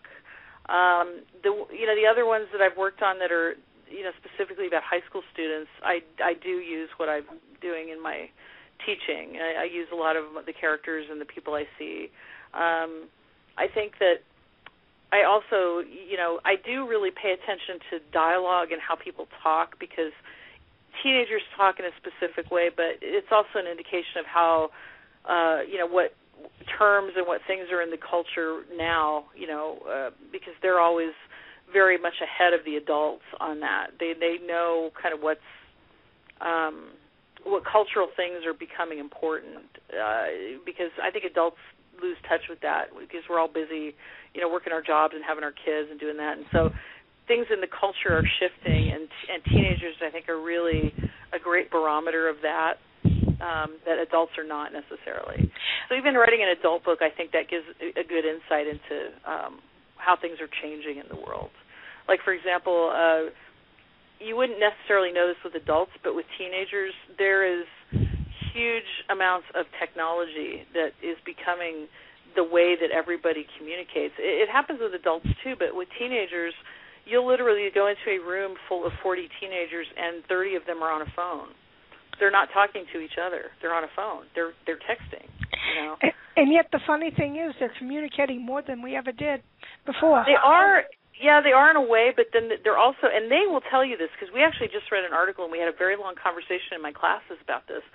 They all said, and I didn't tell them, they've offered this up. They said, we are not as good at being with people as we would like to be. They said many of them noted that when they're in a group together and don't have phones and have to just talk to each other face to face, that it's awkward and weird, and they don't know what to do, and they don't know how to be with each other in a room without the technology as a buffer. So that's kind of an interesting thing that's happened. And I wouldn't have necessarily thought of that if they hadn't brought that up to me, But I have five classes, and every one of them, unprompted, I asked them about technology and communication, and they all, in every class, said, yeah, people our age are not good with just talking to other people. We've lost how to do that. How could we get that back? We have to get rid of all our phones? I don't know. I don't know. Honestly, I wish I had the answer to that, because that's a very interesting idea, and it's one of those things that once it's out there, once the Pandora's box is open, you can't put it back. I mean, we're not going to all get rid of our cell phones. We're not going to stop Twittering. We're not going to stop Facebooking. I do it a lot, and I know it's not going to go away.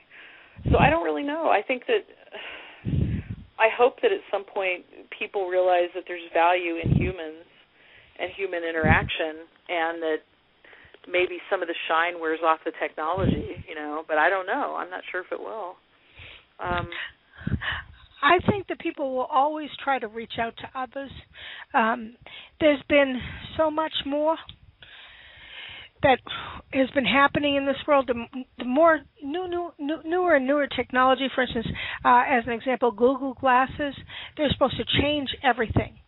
Mm-hmm. Once I have, read about have those. access. Yeah, that's crazy.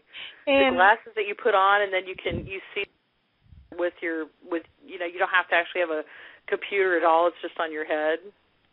Yep. It's just how they used to do it in commercials where, you could see a list of things off to your right-hand side.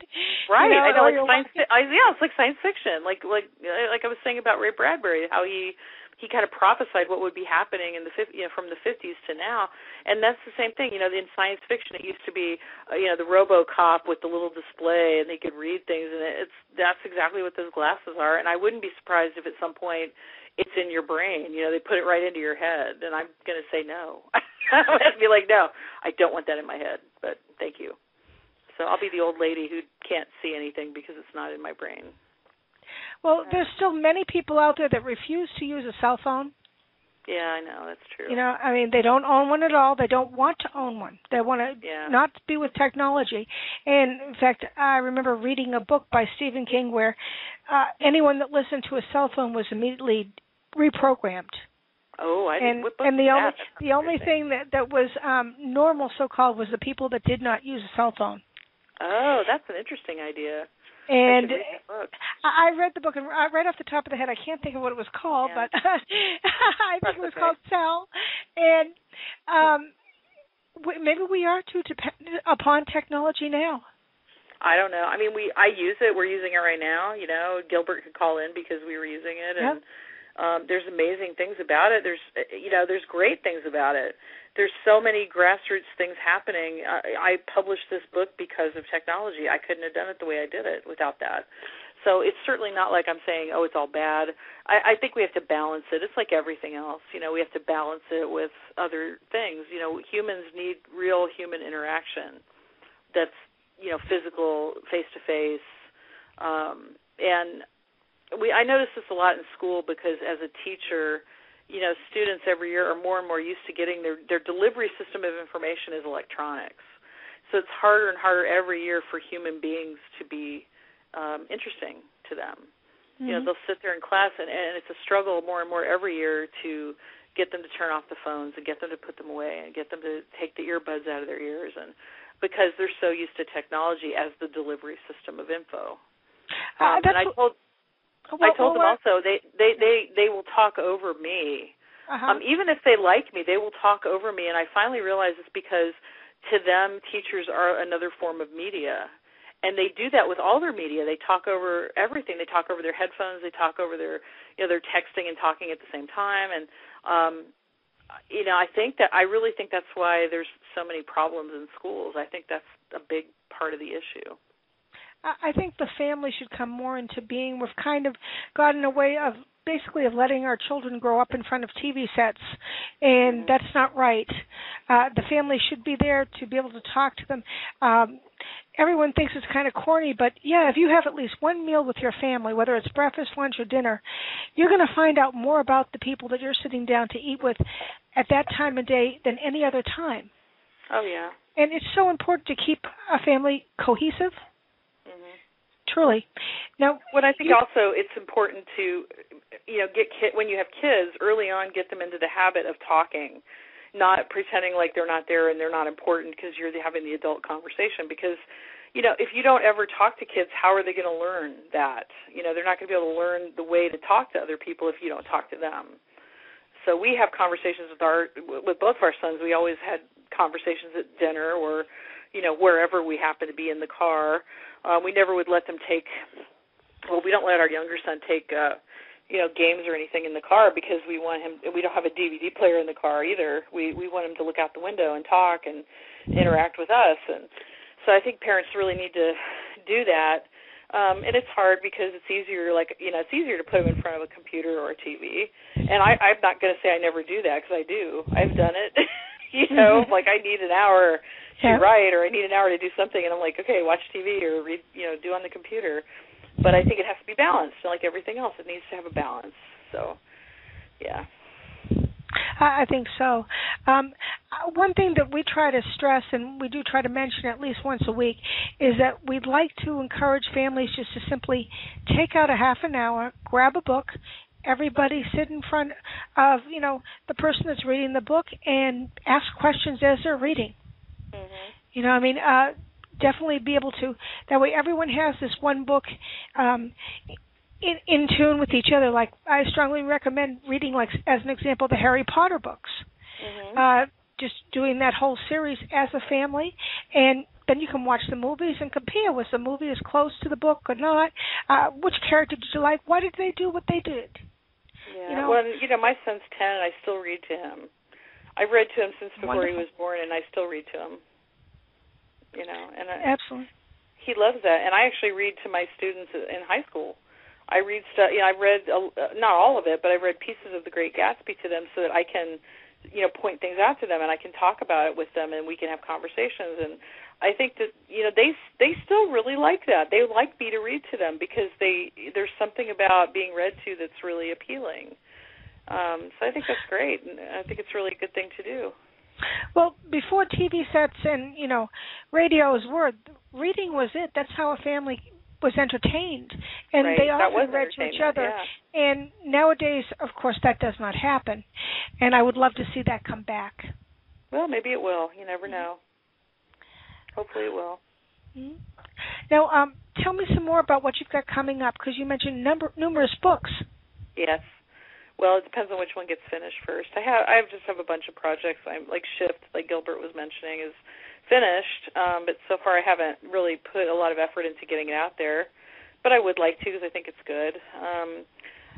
I have another story, Anhedonia, which I'm trying to finish. That's kind of my next project that I really want to tackle and get done. And I have other ideas. I have all these ideas I want to do. I haven't had time to really get to them, but I have several ideas. I want to do something about, based on some things that have happened to me recently in my life with my son. My younger son is 10. He's very high functioning, but he's on the autism spectrum, but very high functioning, he's not impaired, like he can't do things, but he has some social issues and things. And after Sandy Hook happened, the shooting, I had a couple of neighbors who, told me their kids couldn't play with my son anymore because they were afraid that something might happen. You're kidding. No, I'm not kidding. Oh, that is awful. Even though nothing had happened, nothing had, he hadn't done really anything. It was just, he's kind of odd. He's a great kid. He's very funny and engaging, but he doesn't do things the same way that everybody else does sometimes. And he doesn't always pick up cues from people, so he's odd a little. And they decided that their son couldn't play with him anymore, and that was really devastating. And they told another neighbor about that, and that other neighbor then decided the same thing, even though there was no real basis to it. And so it's been really kind of challenging, and I had an idea to write a book about that, about the idea that we would punish someone for something they hadn't even done because of who they are and because of that they're slightly different. They don't see the world the same way. First of all, I want to apologize for those people. Obviously, if they, like I said, this is the problem. We don't know enough information, and when you make a decision like that on really not researching the facts, you're doing it just yourself. And what's really sad is the kids, don't have the issue. This particular kid in our neighbor that this happened with. A couple of days, like a day or two after the shooting happened, it was around Christmas, so there was a Christmas festival in our town in La Mesa, which is this little town near San Diego, and we happened to be there, and they were there, but we didn't see them. Both of our kids climbed up on this fire truck that they had out for display that the kids could climb on. And our two boys happened, just by weird coincidence, to get up at the same time from different sides, and they both ended up in the front seat. And you should have seen them look at each other. They were so happy to see each other. They were grinning, smiling, and then the next thing you know, the other parents had yanked the kid off the fire truck and literally run away. And it was so hard for me to explain that to my son, because he just said, he's my friend. I don't understand why we can't play together. He wants to see me and I want to see him, and why can't we do that? And as a mom, that is just heartbreaking, because I can't justify it. I had to just say, well, some people are afraid and they don't understand how things are, and they just make decisions based on being afraid.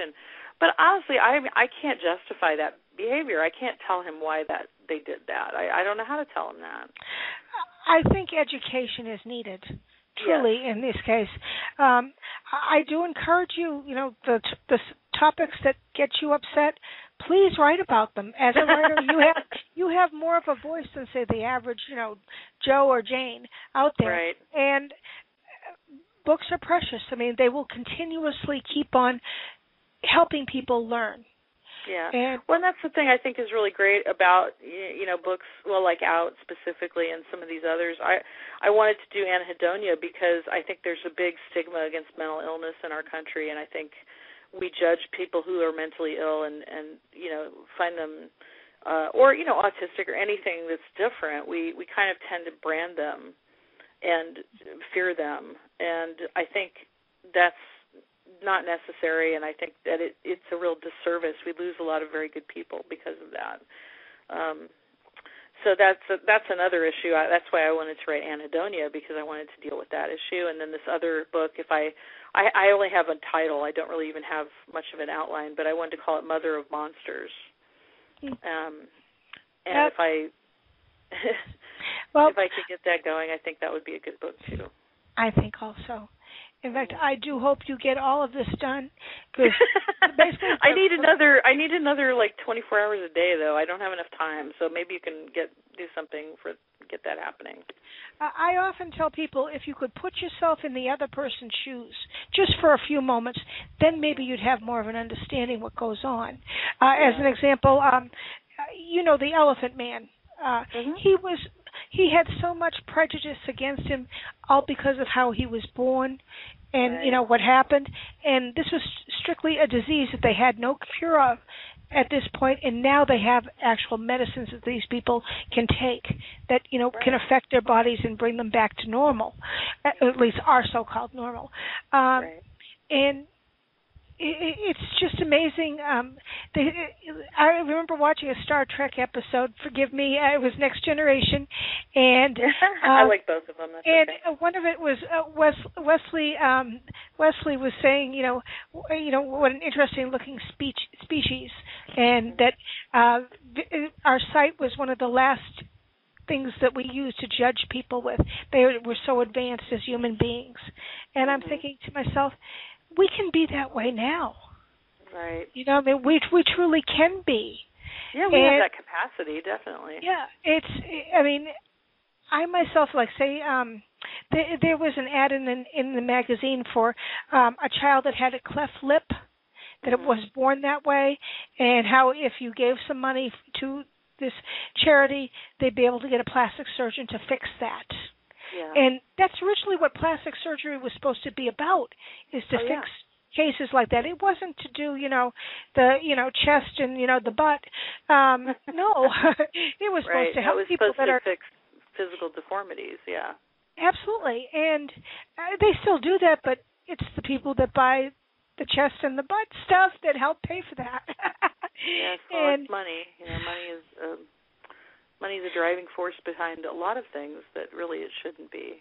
Yeah, it is. Yeah, like education and healthcare, I don't think should be driven by money decisions, but they are. And that's when you have someone who can't get medical care because they don't have money, I think that's a real moral failing in a country like ours where we have so much.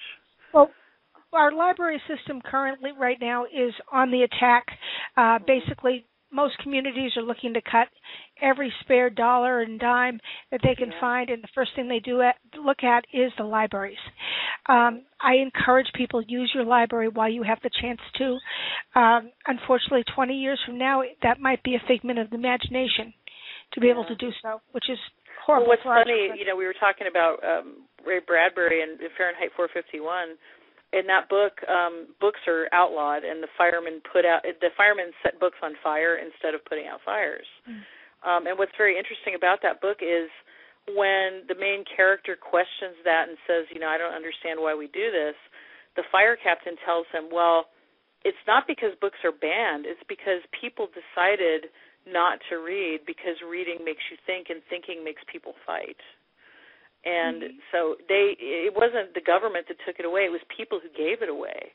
People stopped reading, and they lost that right and that ability because they gave it up, not because someone took it. And that's kind of, I think, where we're going. People don't read. Mark Twain said, a person who won't read is no better than a person who can't read. So, I think we're really doing a disservice if we don't keep people reading and thinking and wrestling with these ideas in a civil way. I think they need to do that, but it's harder to do all the time. Absolutely. Now, I just wanted to ask, do you still want to continue, Miss Laura? Well, I really probably need to go because my son has been, I've been having him electronically babysat for the last sort of 40 minutes. My husband had to go teach, so I need to go down and make sure he hasn't set fire to anything or set, nuclear arms up into the air or anything on his computer, so I should probably go check that out. Well, I definitely appreciate you taking the time to be here with us and to talk. I have been on the edge of my seat talking to you. Oh, well, thank you. I really enjoyed the conversation, and I hope our other listeners are as well. And I just wanted to wish you the best of luck with your book out, and I hope anyone that has any questions about it whatsoever reads the book first and then makes their decision. Please do. So too. Oh, and I also want to say I have a website, so if anybody wants more info, or you can actually read the first chapter on the website too if you want to check it out first. It's preblebooks.com, so it's PREBLEBOOKS, preblebooks.com. That's my website, and then it's Laura Preble at Laura Preble on Twitter if you want to Twitter me. Please do. Yeah. And I know that you're going to get a lot of people asking questions about this book, and they should. The more questions, the better. Please read the book. The book is called Out, O-U-T, Out, and like I said, you can get it at Amazon or I believe Barnes & Noble, I believe, has it also. They will have it on Nook eventually. They don't have it yet, but they will. It'll also probably be in independent bookstores. It takes a while for the process to work its way through, and it just came out on the 14th on Amazon. So it'll be a little while, but it will be out. And it's on Kindle, and it's actually on sale right now on Amazon, even though I didn't know they were going to do that, but they did. So it's actually cheaper right now. So it's a good time to go on and get one and check it out. Please do. And this wonderful lady, Miss Preble, has lots of other books, too. I encourage you to read them. Basically, I'm sure that everyone will like them, and that they'll have a great read. Absolutely. Thank you. Well, I really, really enjoyed talking to you. Thank you for the great interview, and I really enjoyed chatting with you, and I think your show's awesome. Thank you. It's been a pleasure. Absolute pleasure, Miss Laura. You Thank have a great day.